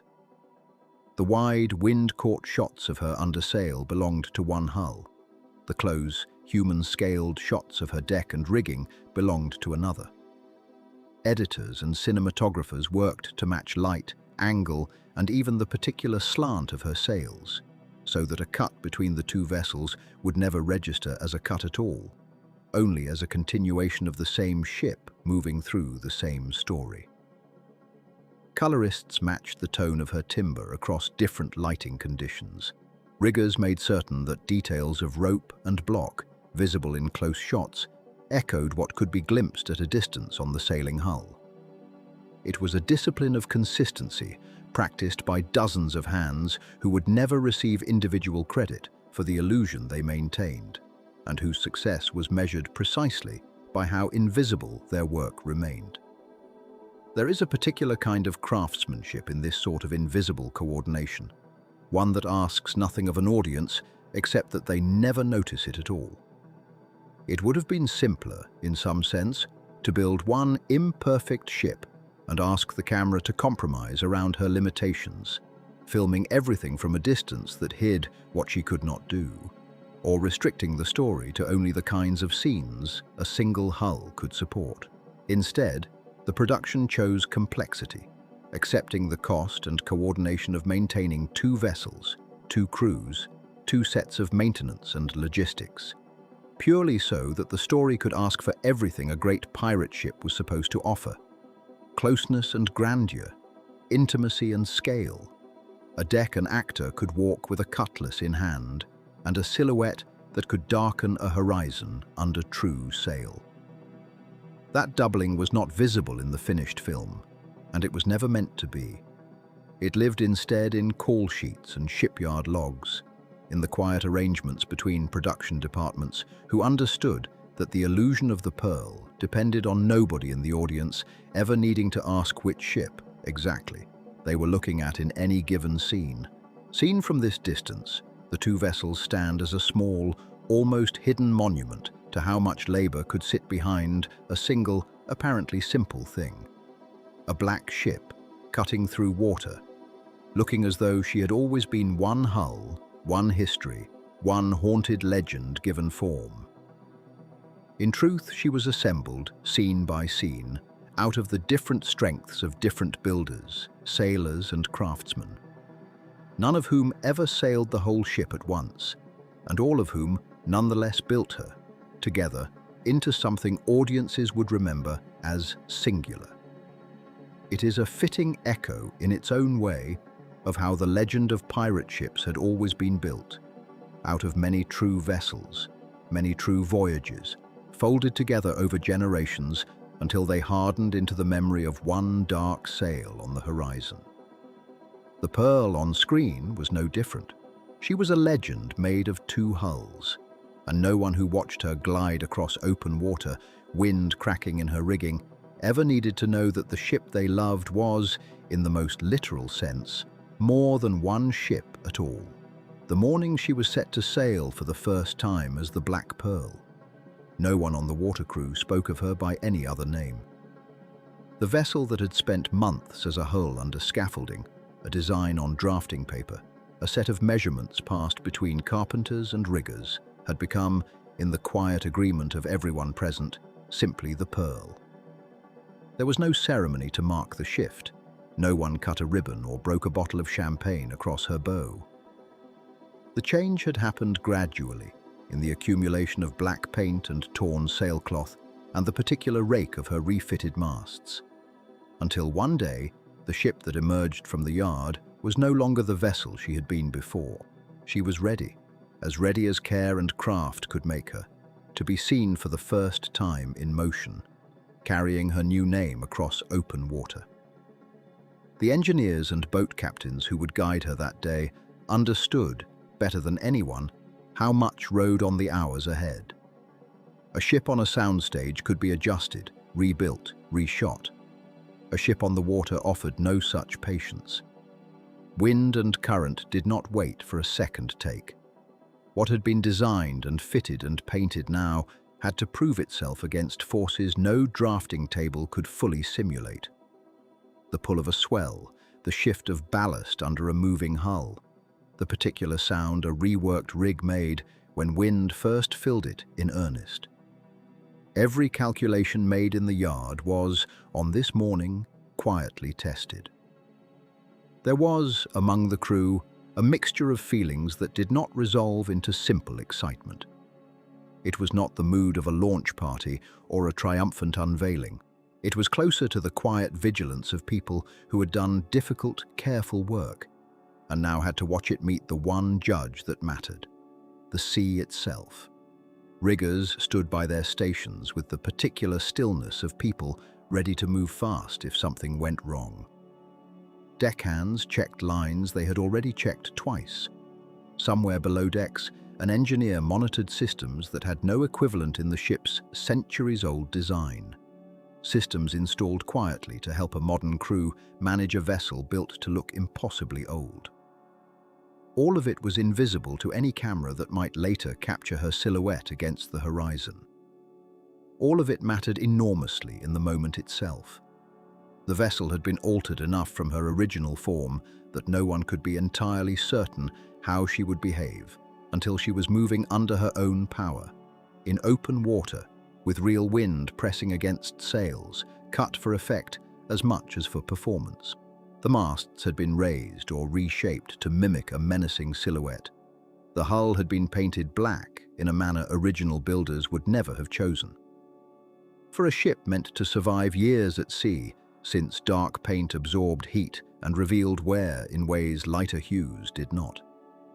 Every choice made for the camera came with a corresponding question for the sailors. Would she handle as she should, given how much her needs had changed from the ship she had been before this transformation? When at last the moment came to ease her away from the dock, there was little spoken aboard beyond the practical language of departure. Calls for lines to be released, checks on heading, quiet confirmations passed between the helm and the crew stationed along her rail. It was, by design, an unremarkable process to watch from any distance. No shouting, no visible strain, only the slow, deliberate motion of a large wooden hull beginning to separate from land, as ships had done for centuries before her, and as she herself, under her true name, had once done long before anyone painted her black and gave her a legend to carry. Yet for those standing close, the moment held a particular weight. It marked, quietly, the true beginning of the Black Pearl as something more than an idea. She had existed for months as sketches, models, discussions in production offices, far from any coastline. She had existed as a hull in a yard, patient and unfinished, worked on by hands that understood timber and rigging far better than they understood the story she was meant to serve. Now, in the plain light of an ordinary morning, she existed as motion, as a vessel actually parting water, her bow cutting a line across a surface that did not care what character she was meant to represent. This, more than any earlier milestone, was her launch in the fullest sense. Paper and plywood mock-ups could be revised endlessly. A ship in the water could only be watched and hoped for, and trusted to the craft that had gone into her. As she gained distance from the dock, her sails were brought up carefully, watched by riggers who understood exactly how much strain a reworked mast could bear, and exactly how far past that point disaster waited. There was no rush in the raising. Canvas rose in careful stages, checked at each interval, the crew reading the ship's response, the way sailors have always read the response of vessels new to them, through subtle shifts in heel, through the particular creak of rigging under load, through the way the hull settled once wind finally filled her sails in earnest. When it happened, when the canvas caught properly and the ship began to move, not merely under momentum but under the press of wind against sail, there was, among those watching, a shared and quiet exhale. It was not celebration. It was closer to relief, the kind that comes not from surprise, but from confirmation. The work had held. The calculations were sound. The ship moved as she was meant to move. From a distance, to anyone watching from shore or from a following vessel, the sight would have carried none of this internal tension. What they would have seen was simply a black-hulled ship gliding across open water, her sails full, her rigging taut, her silhouette already carrying the menace and majesty that would later fill theatre screens around the world. They would not have known that the ship's characteristic details, the particular slant of her masts, the deliberately weathered look of her sails, the dark paint along her hull, were choices made as much for story as for seaworthiness, each one balanced carefully against the practical demands of an actual vessel meant to sail, not merely to sit still for photographs. They would not have known how many hands had shaped this single moment, how many hours of measurement and adjustment had gone into a picture that would appear, on screen, as effortless and inevitable, as if the ship had always existed exactly this way. For the crew who understood what the morning represented, there was a particular satisfaction in watching her move without incident. It was the satisfaction of craftsmen who had spent months solving a series of technical and aesthetic puzzles. How to make a modern, safety-conscious vessel appear centuries old and menacing without sacrificing the practical requirements of an actual working ship, and who now saw the sum of those solutions proven correct in the simplest possible way. The ship sailed, and she sailed well. There is a temptation in retelling such moments to reach for drama that was not actually present. But those who remember the day describe it in more modest terms. A careful morning, a series of checks completed without alarm, a ship easing into her new identity with the same unhurried confidence that any well-built vessel carries into open water. The tension was real, but it was quiet tension, the kind carried by professionals doing careful work, rather than the kind that announces itself with visible urgency. What made the day remarkable was not spectacle, but confirmation, that a hull chosen and reshaped for a story could, in fact, become the thing the story required her to be. Not merely in appearance, but in motion, in behavior, in the simple, ancient act of a ship parting water under sail. By the time she returned to harbour that evening, the Black Pearl was no longer only a concept awaiting proof. She had sailed. She had answered, in the plainest terms available to any vessel, the only question that mattered before cameras or audiences ever entered the picture: whether she could move across water as the ship she was meant to be. She could, and in that quiet, technical, unceremonious confirmation, the legend that would eventually reach millions of viewers took its first real breath. Far from any script, far from any soundstage, out where only wind and hull and the patient calculations of her builders decided whether she was ready to become what her name promised. What followed that first proof of movement was a slower, more patient education in what it meant to film upon her. The waters she came to know best lay off the coast of the Caribbean, in channels and bays chosen not for their beauty alone, but for their shelter. Places where the swell could be managed, where a production could set anchor and wait, sometimes for hours, for the light and the water to agree with what the script required. She sailed in the waters off the Bahamas, in the calmer reaches near harbours that had long welcomed vessels far humbler than herself, and later in stretches of open water where the horizon offered nothing but sky and the small steady labour of her crew. Each of these settings asked something different of her. A harbour demanded patience and precision, the careful management of a hull that could not simply be nudged aside if a smaller boat crossed her path. Open water demanded endurance, a willingness to hold a course for the length of a long, repeated take, then hold it again, and again until the light or the story was satisfied. She was, in this sense, an actor who could not rehearse in private. Every motion she made happened in view of the crew, the cast, and the sea itself, all at once. The choreography required to film aboard a moving vessel was not something any single department could manage alone.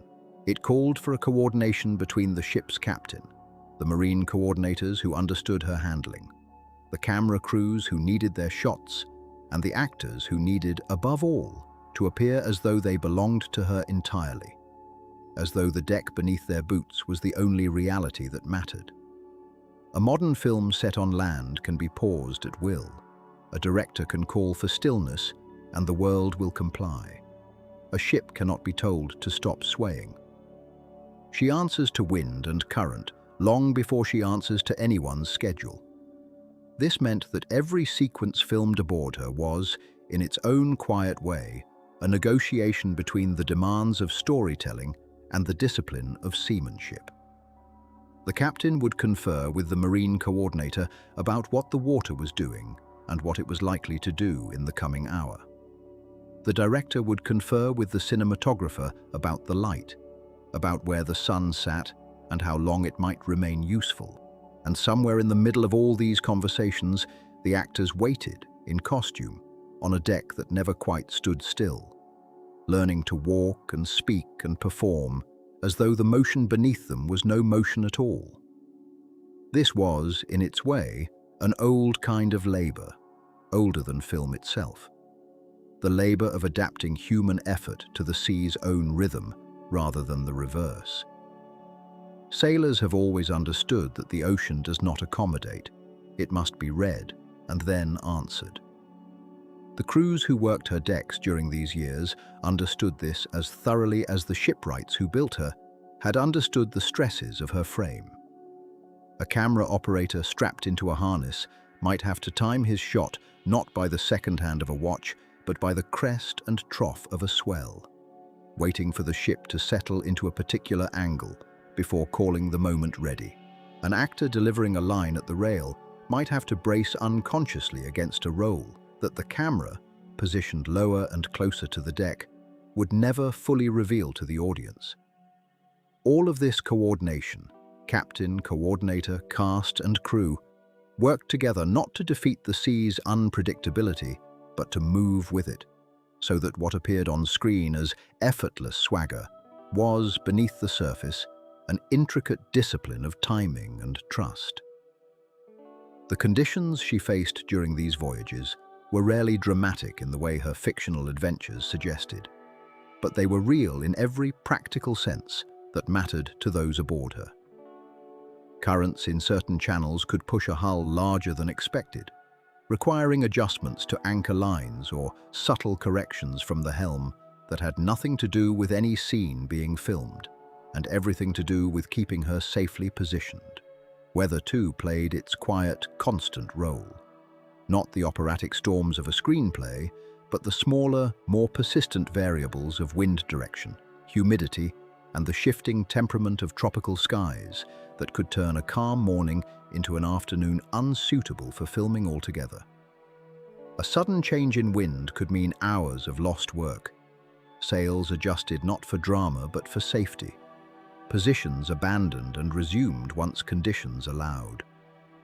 There were days when the ocean simply refused to cooperate, when swells grew too large for certain shots, when the light turned flat and grey in a way no lens could disguise, and the production had no choice but to wait, the ship riding at anchor, patient in a way that only vessels seem capable of being.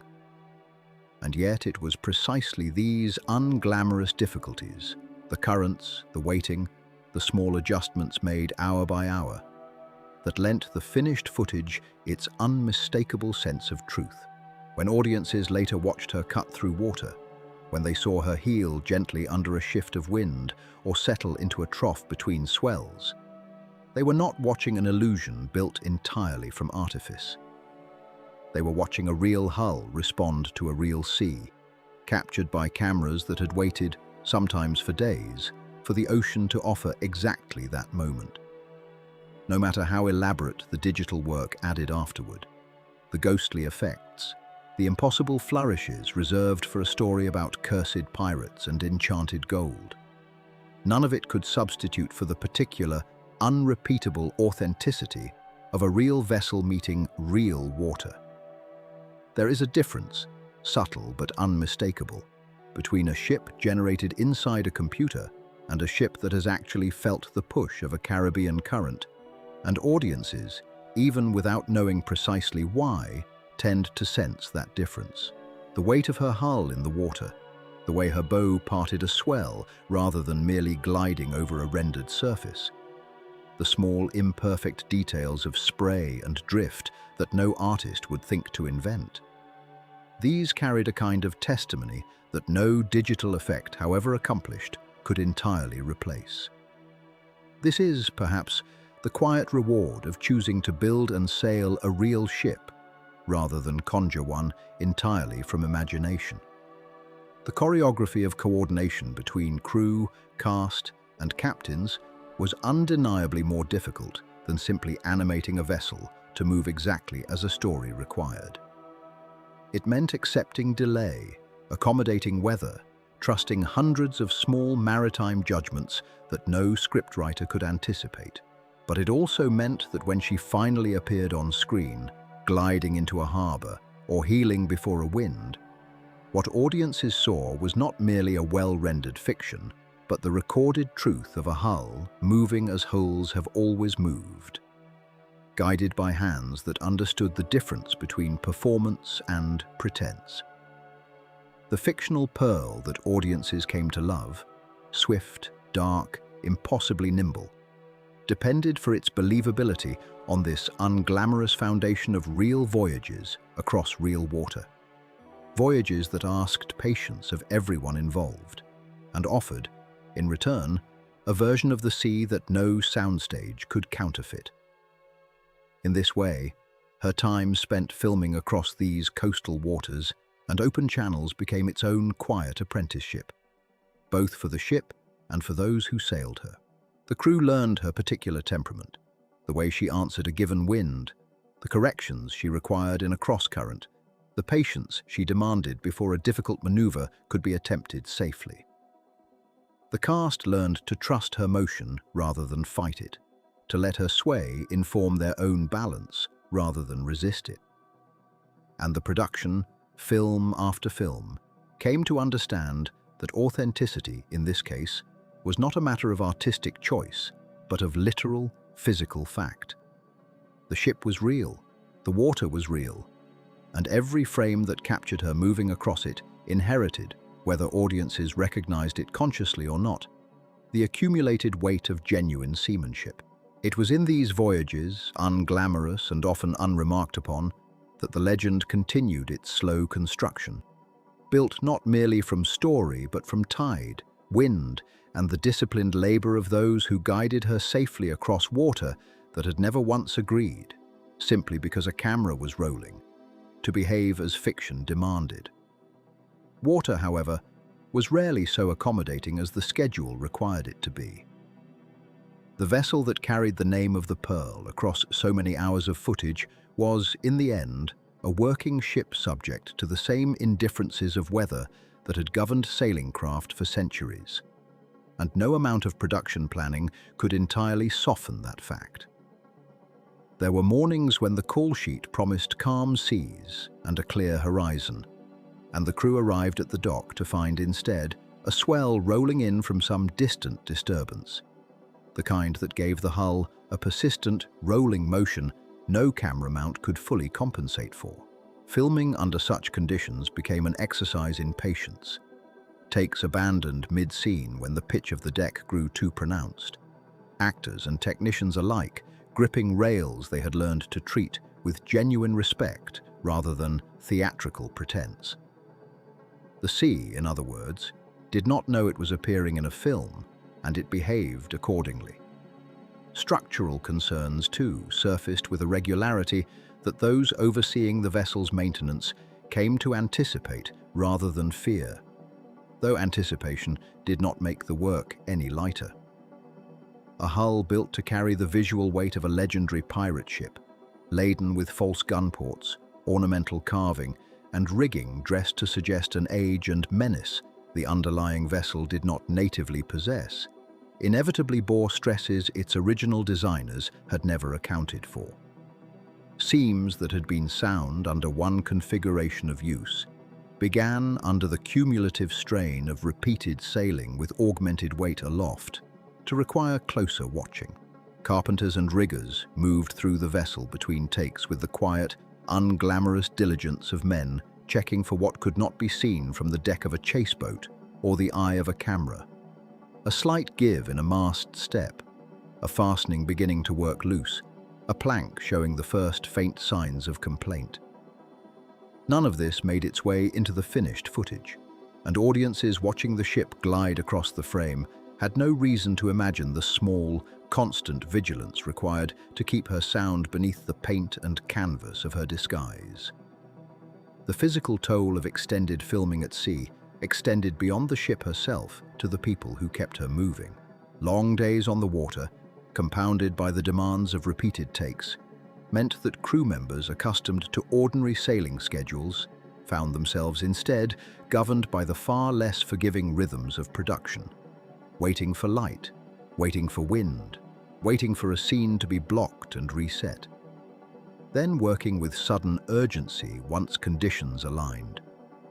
Sailors who might, under normal charter circumstances, have called an early end to a difficult day, found themselves instead holding position for hours, past what comfort would have dictated, because the schedule demanded it, and because the ship, once in position and lit correctly, represented an opportunity too costly to waste.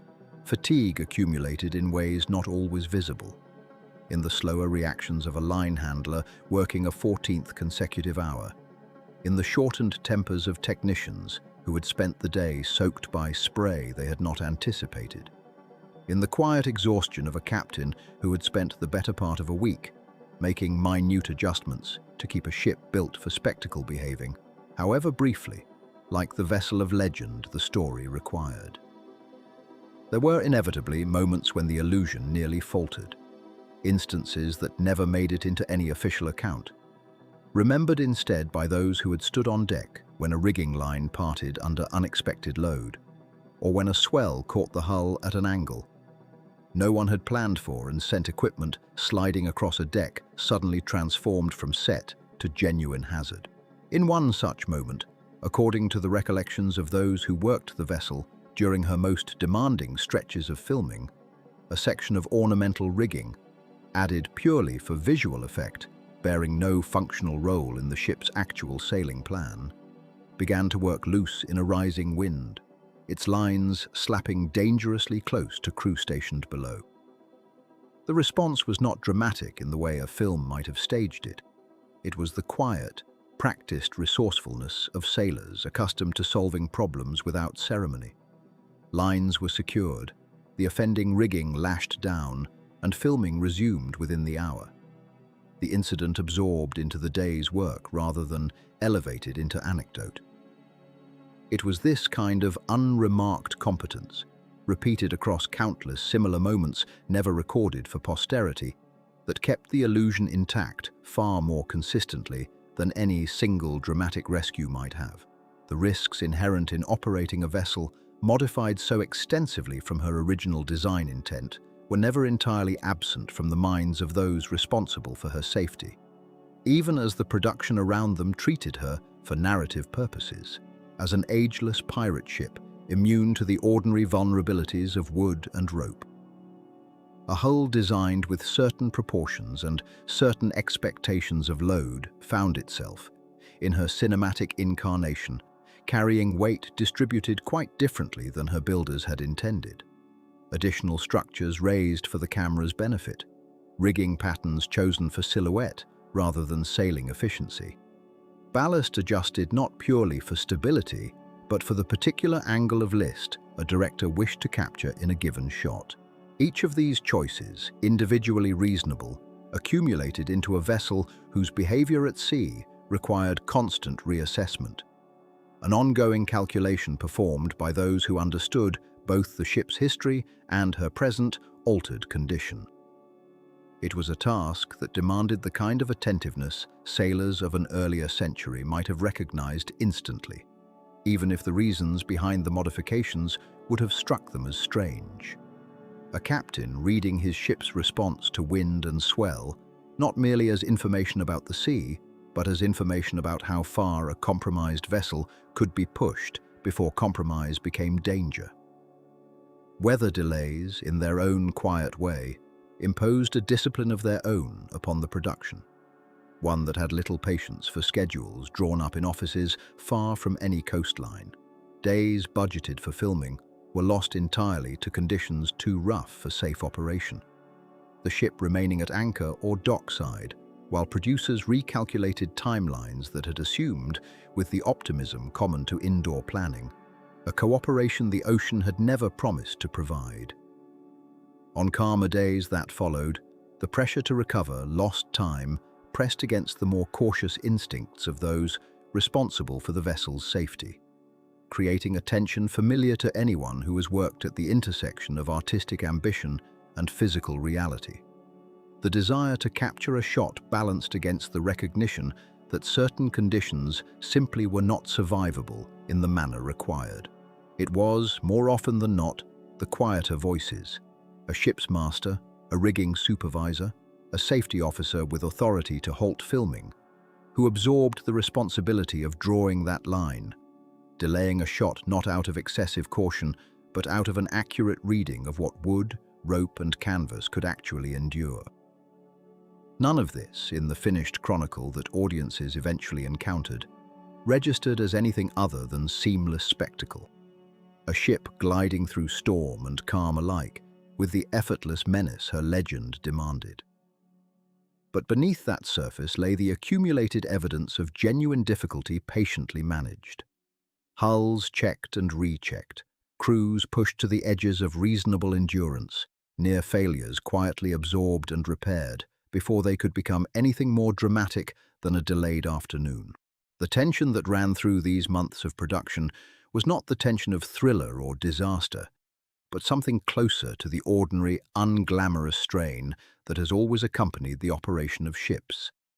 A strain made only slightly stranger by the fact that this particular vessel was being asked to perform not merely the work of sailing, but the work of embodying a myth, carrying upon her modified frame both the physical demands of the sea and the narrative expectations of millions who would never know how carefully and how often her balance between those two burdens had to be renegotiated.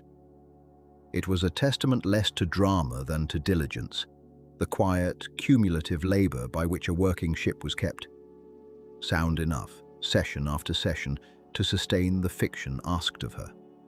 And it was this steady, undramatic persistence, more than any single dangerous moment, that ensured the legend afloat above the water remained at every point tethered to something real beneath it.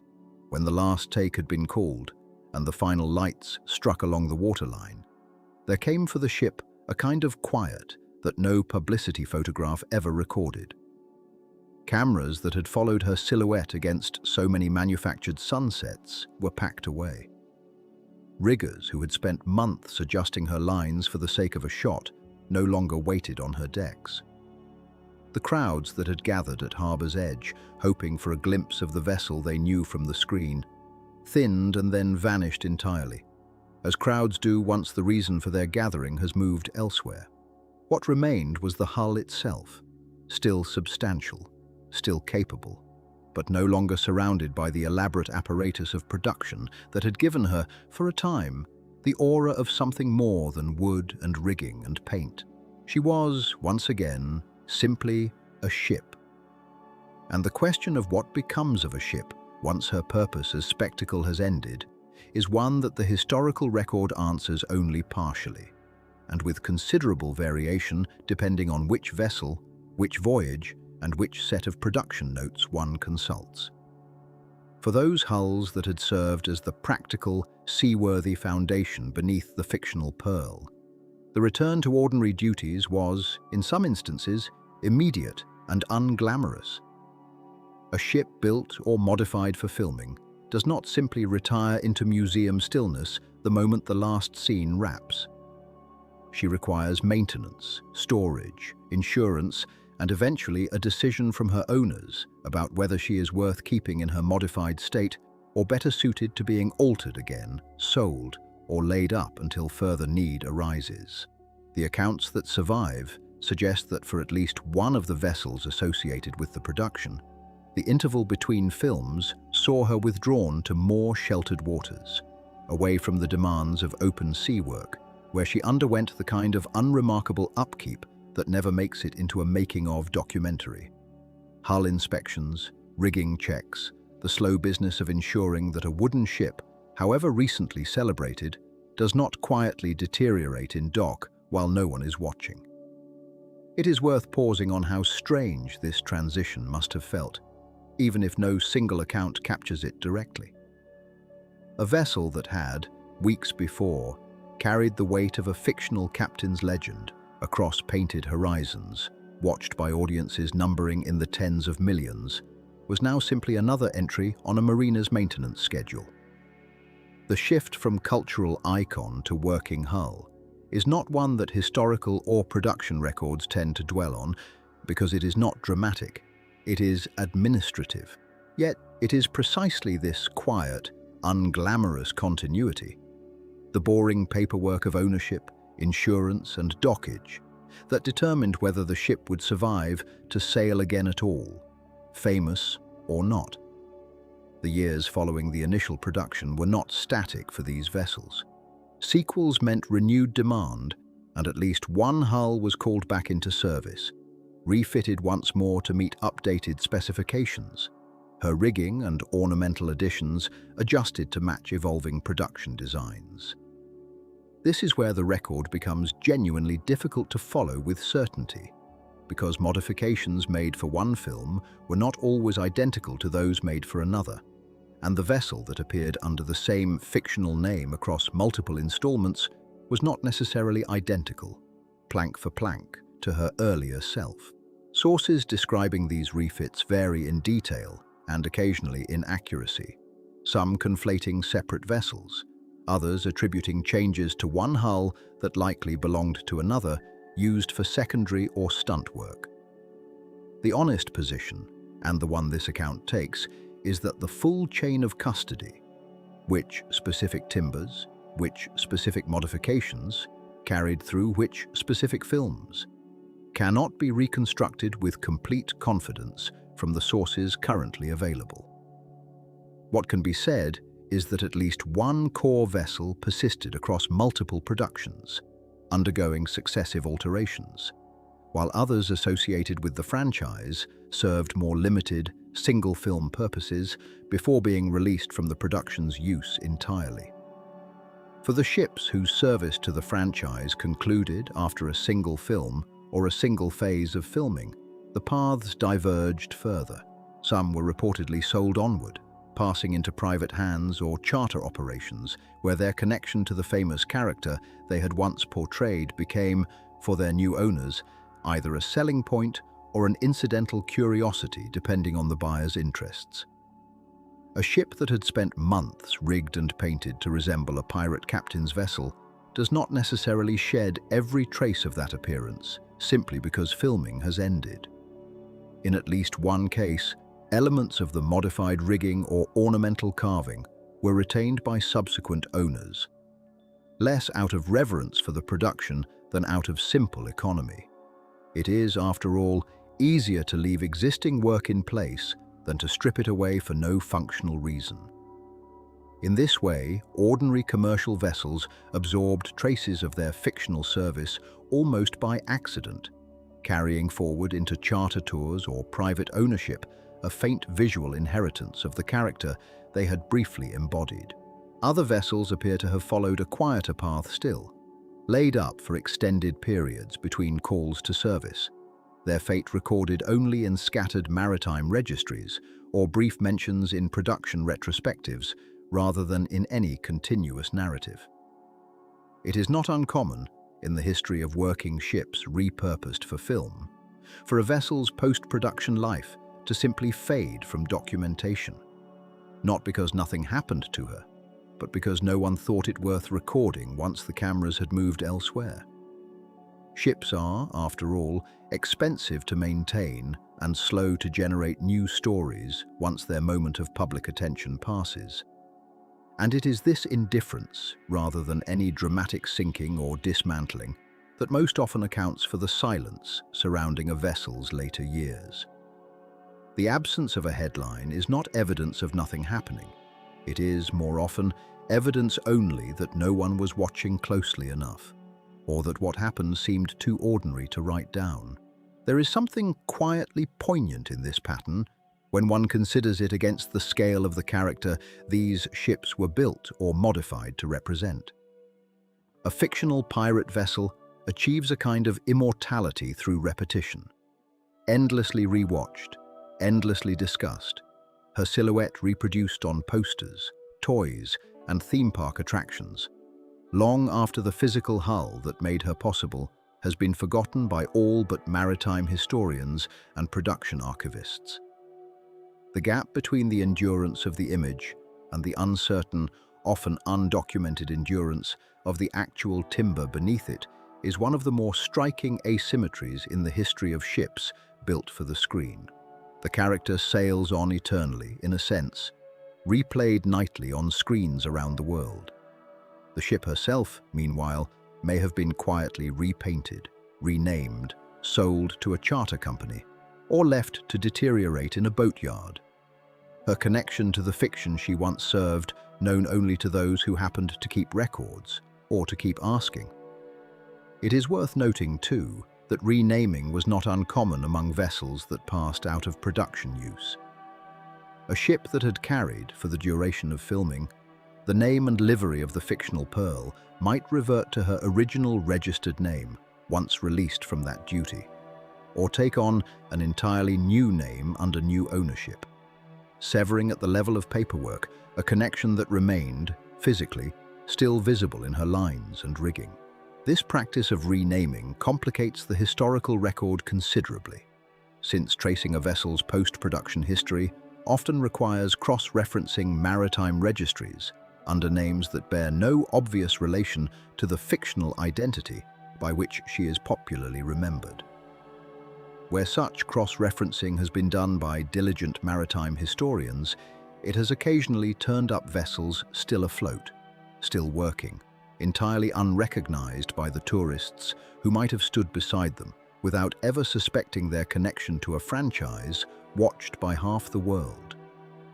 What emerges from all of this, then, is not a single clean narrative of a ship's life after fame, but a scattered set of partial accounts, some well documented, others resting on second-hand report or inference. Some hulls returned to charter work, some were laid up in relative obscurity.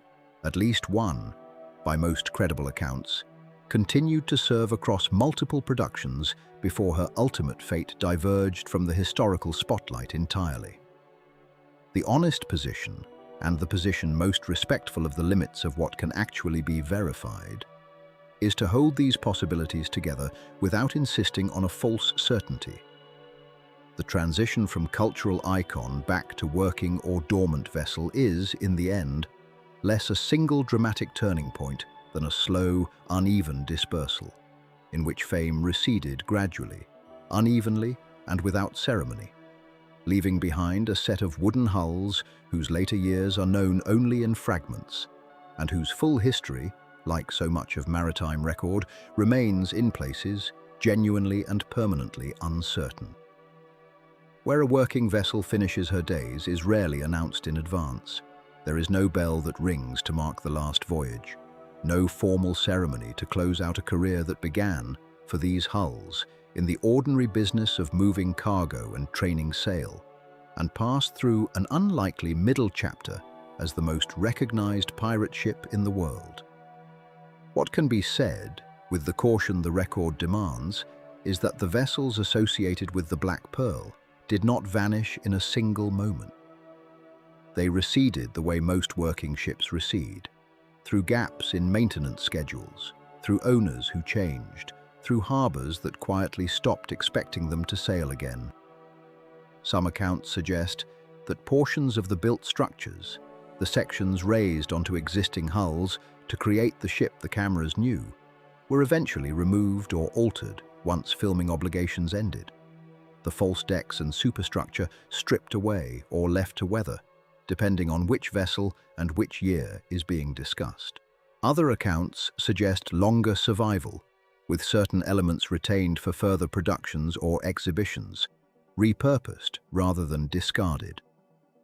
The truth likely contains both threads at once, parts kept, parts lost, the boundary between the two not cleanly recorded, because no one, at the time, thought to record it with the care that hindsight now wishes for.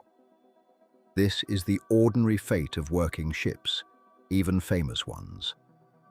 A vessel built or converted for a specific purpose rarely receives the continuous attention that later admirers assume it deserves. The urgency that surrounds a production fades once the production ends. Budgets move to the next need.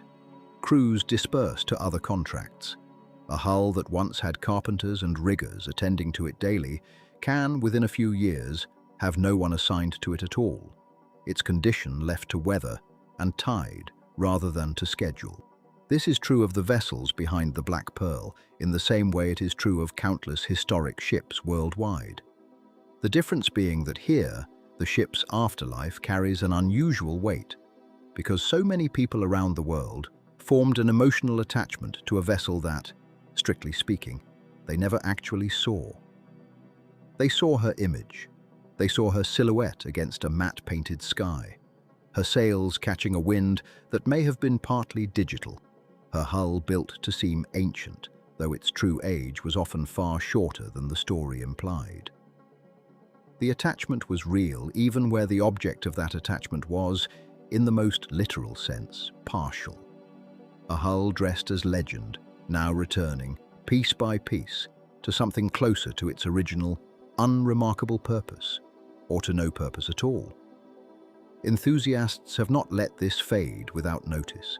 In the years since the film's initial success, small communities of researchers, maritime historians, and devoted fans have worked, often independently and without institutional backing, to trace what became of the vessels used in production.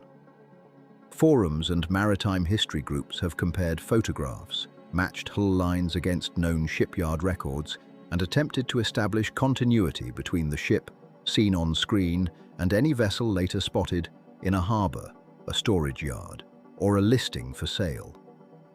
This work is patient and incomplete by nature. Production companies are not always required, and rarely inclined, to publish detailed records of what becomes of the physical assets once a film wraps. Ownership can pass through several hands, sometimes across borders, with each transaction leaving only a partial paper trail. What survives, in many cases, is a photograph taken by someone who happened to walk past a mooring and recognized, in the shape of a stern or the pattern of a gun port, something that resembled the ship from the films.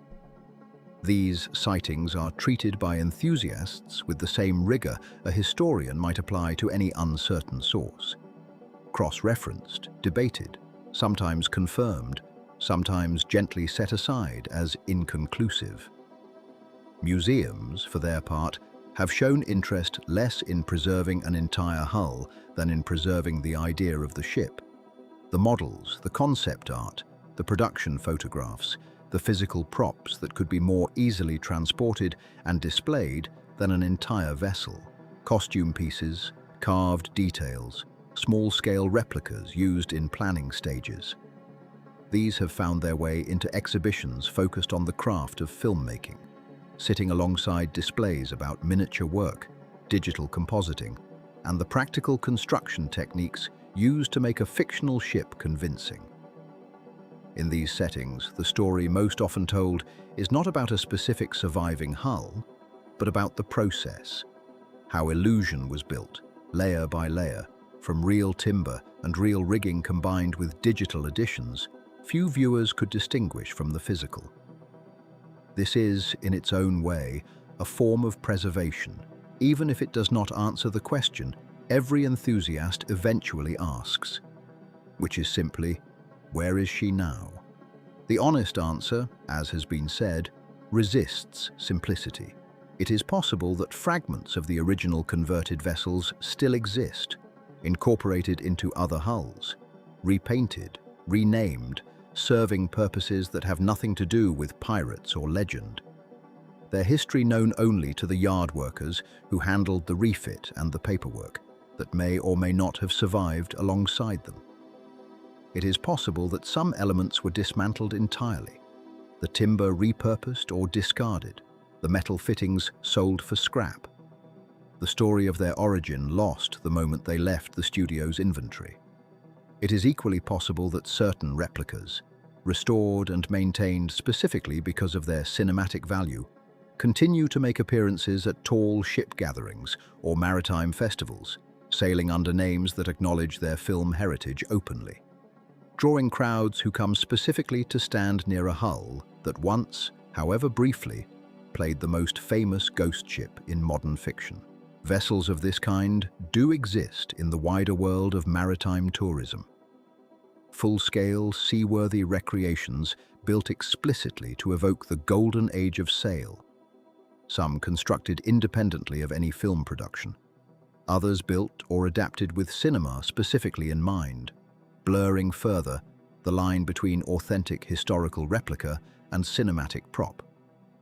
Whether any specific one of these vessels can be traced with certainty back to the exact hulls used in the original Pirates of the Caribbean productions is a matter still debated among those who study such things closely.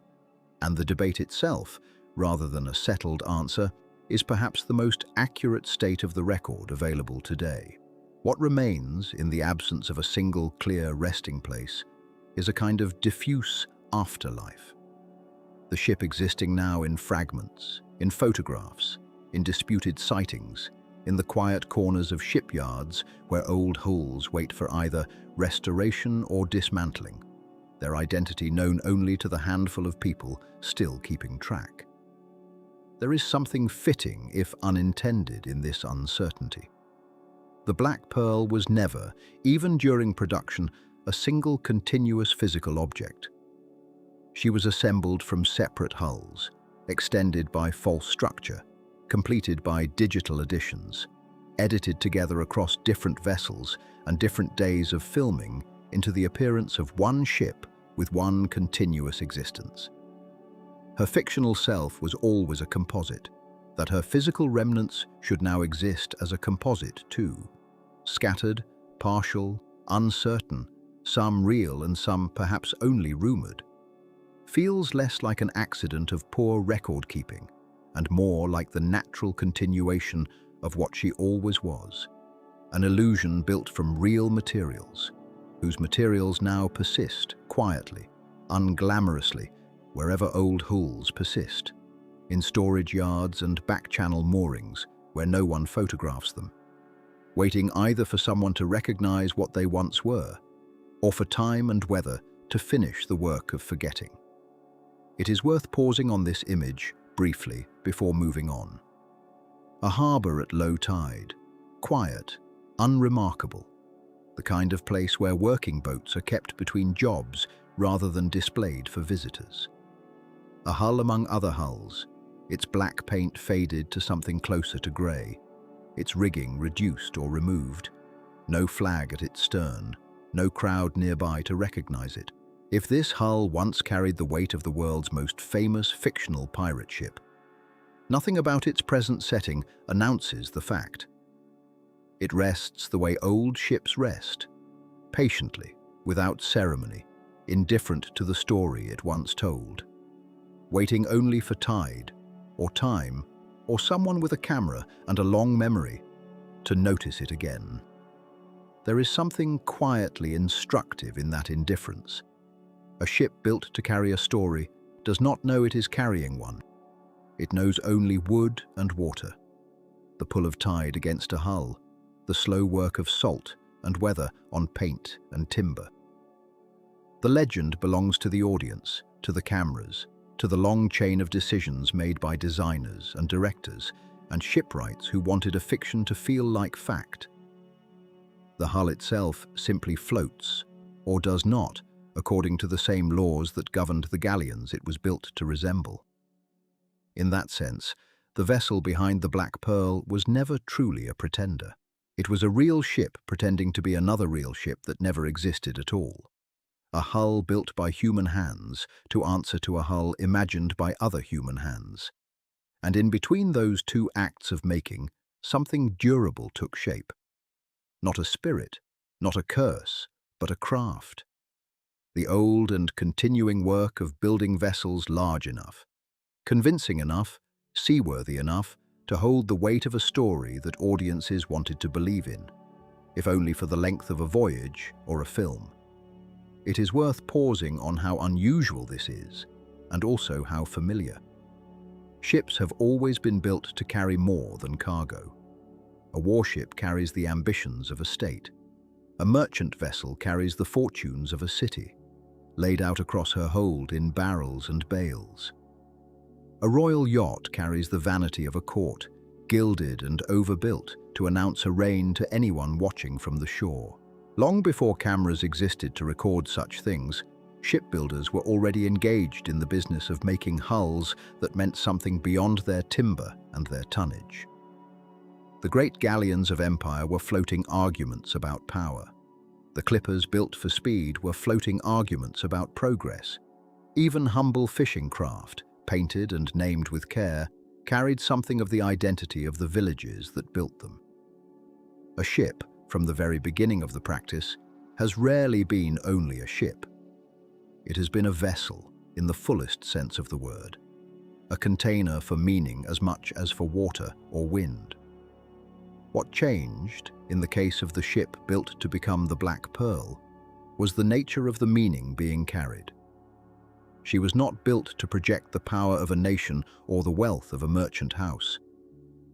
She was built to project a feeling, dread, wonder, the particular thrill of encountering something that should not exist. Her patrons were not admirals or kings, but a production company and its designers. And her mission was not conquest or trade, but persuasion. To convince an audience, for the length of several films, that a ghost ship crewed by a cursed captain could plausibly emerge from the fog and take its place among the real hulls of history. That is a strange kind of commission, and yet it asked from her builders many of the same disciplines that ancient shipwrights would have recognized. The hull still had to be shaped to move through water believably. The masts still had to bear real strain.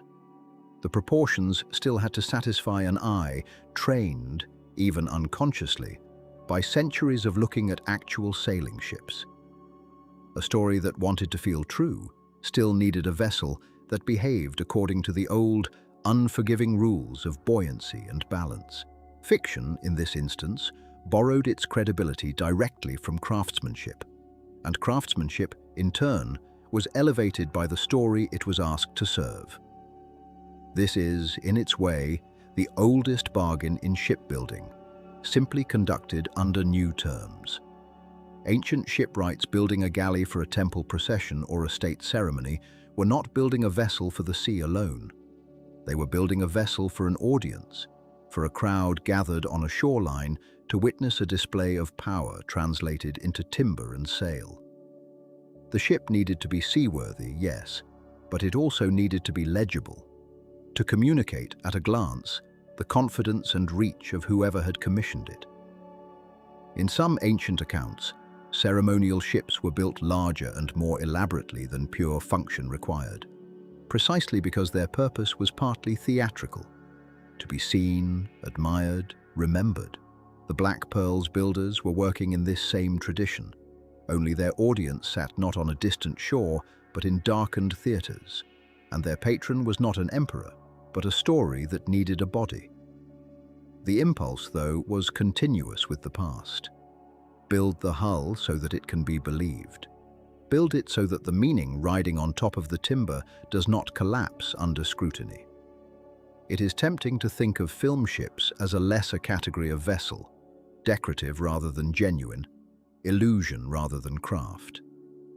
But the closer one looks at how the Black Pearl's hull was conceived, gathered and rebuilt, the harder that distinction becomes to sustain. She required real timber, real fastenings, real calculations of stability and load. She required builders who understood not just how ships appear, but how they behave, because a vessel that merely looked right in still photographs would fall apart the moment cameras needed her moving, under real wind, on real water, with real actors standing on her real decks. The illusion, in other words, could only be sustained by genuine competence. There was no way to fake buoyancy. There was no way to pretend a mast into holding a sail. Every trick of appearance had to be built on a foundation of engineering that ancient shipwrights would have recognized as sound, even if they would have marveled at the purpose behind it. Perhaps this is the quiet truth at the center of the ship's story, that the line between a vessel built for use and a vessel built for narrative has always been thinner than it appears. Every great ship carries a story, whether it was commissioned to do so explicitly or not. The galleons that carried gold across oceans also carried the story of an empire's reach.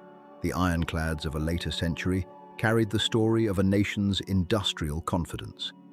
Even ships remembered now chiefly for their losses, vessels that sank, burned, or were broken apart, carry stories that outlasted their hulls by centuries, told and retold long after the timber itself returned to the sea or the breaker's yard. The ship built to become the Black Pearl belongs to this same lineage, simply with its narrative purpose made unusually explicit. She was commissioned, quite openly, to hold a legend. And she did so not by abandoning the disciplines of real shipbuilding, but by fulfilling them with unusual care, precisely because the story depended on the hull being believed. There is a kind of humility in this, if one looks for it. The people who built her, who chose her original hull, who reshaped her decks and rigged her masts and painted her black, were not indulging in a fantasy so much as extending an old professional tradition into a new setting. They were doing what shipwrights have always done, taking timber and turning it into meaning, using nothing but joinery, proportion, and an understanding of water. The fact that the meaning in question was born from a screenplay rather than a treasury or a throne does not diminish the work. If anything, it reveals something enduring about the craft itself, that a hull can be asked to carry almost anything a culture wishes to place upon it, so long as the builders remain faithful to the old, unforgiving rules of the sea. And so the ship rests now, indifferent, unremarkable to look at, its black paint fading toward grey, waiting in a yard among other working hulls. It does not know that it once stood in for the most famous pirate ship ever imagined. It does not know that audiences believed in it, that its silhouette against a painted sky became, for millions of people, the very picture of a ghost ship crossing dark water. It knows only tide and time and the patient logic of wood meeting salt. But somewhere in that indifference lies the last, quiet truth of its story.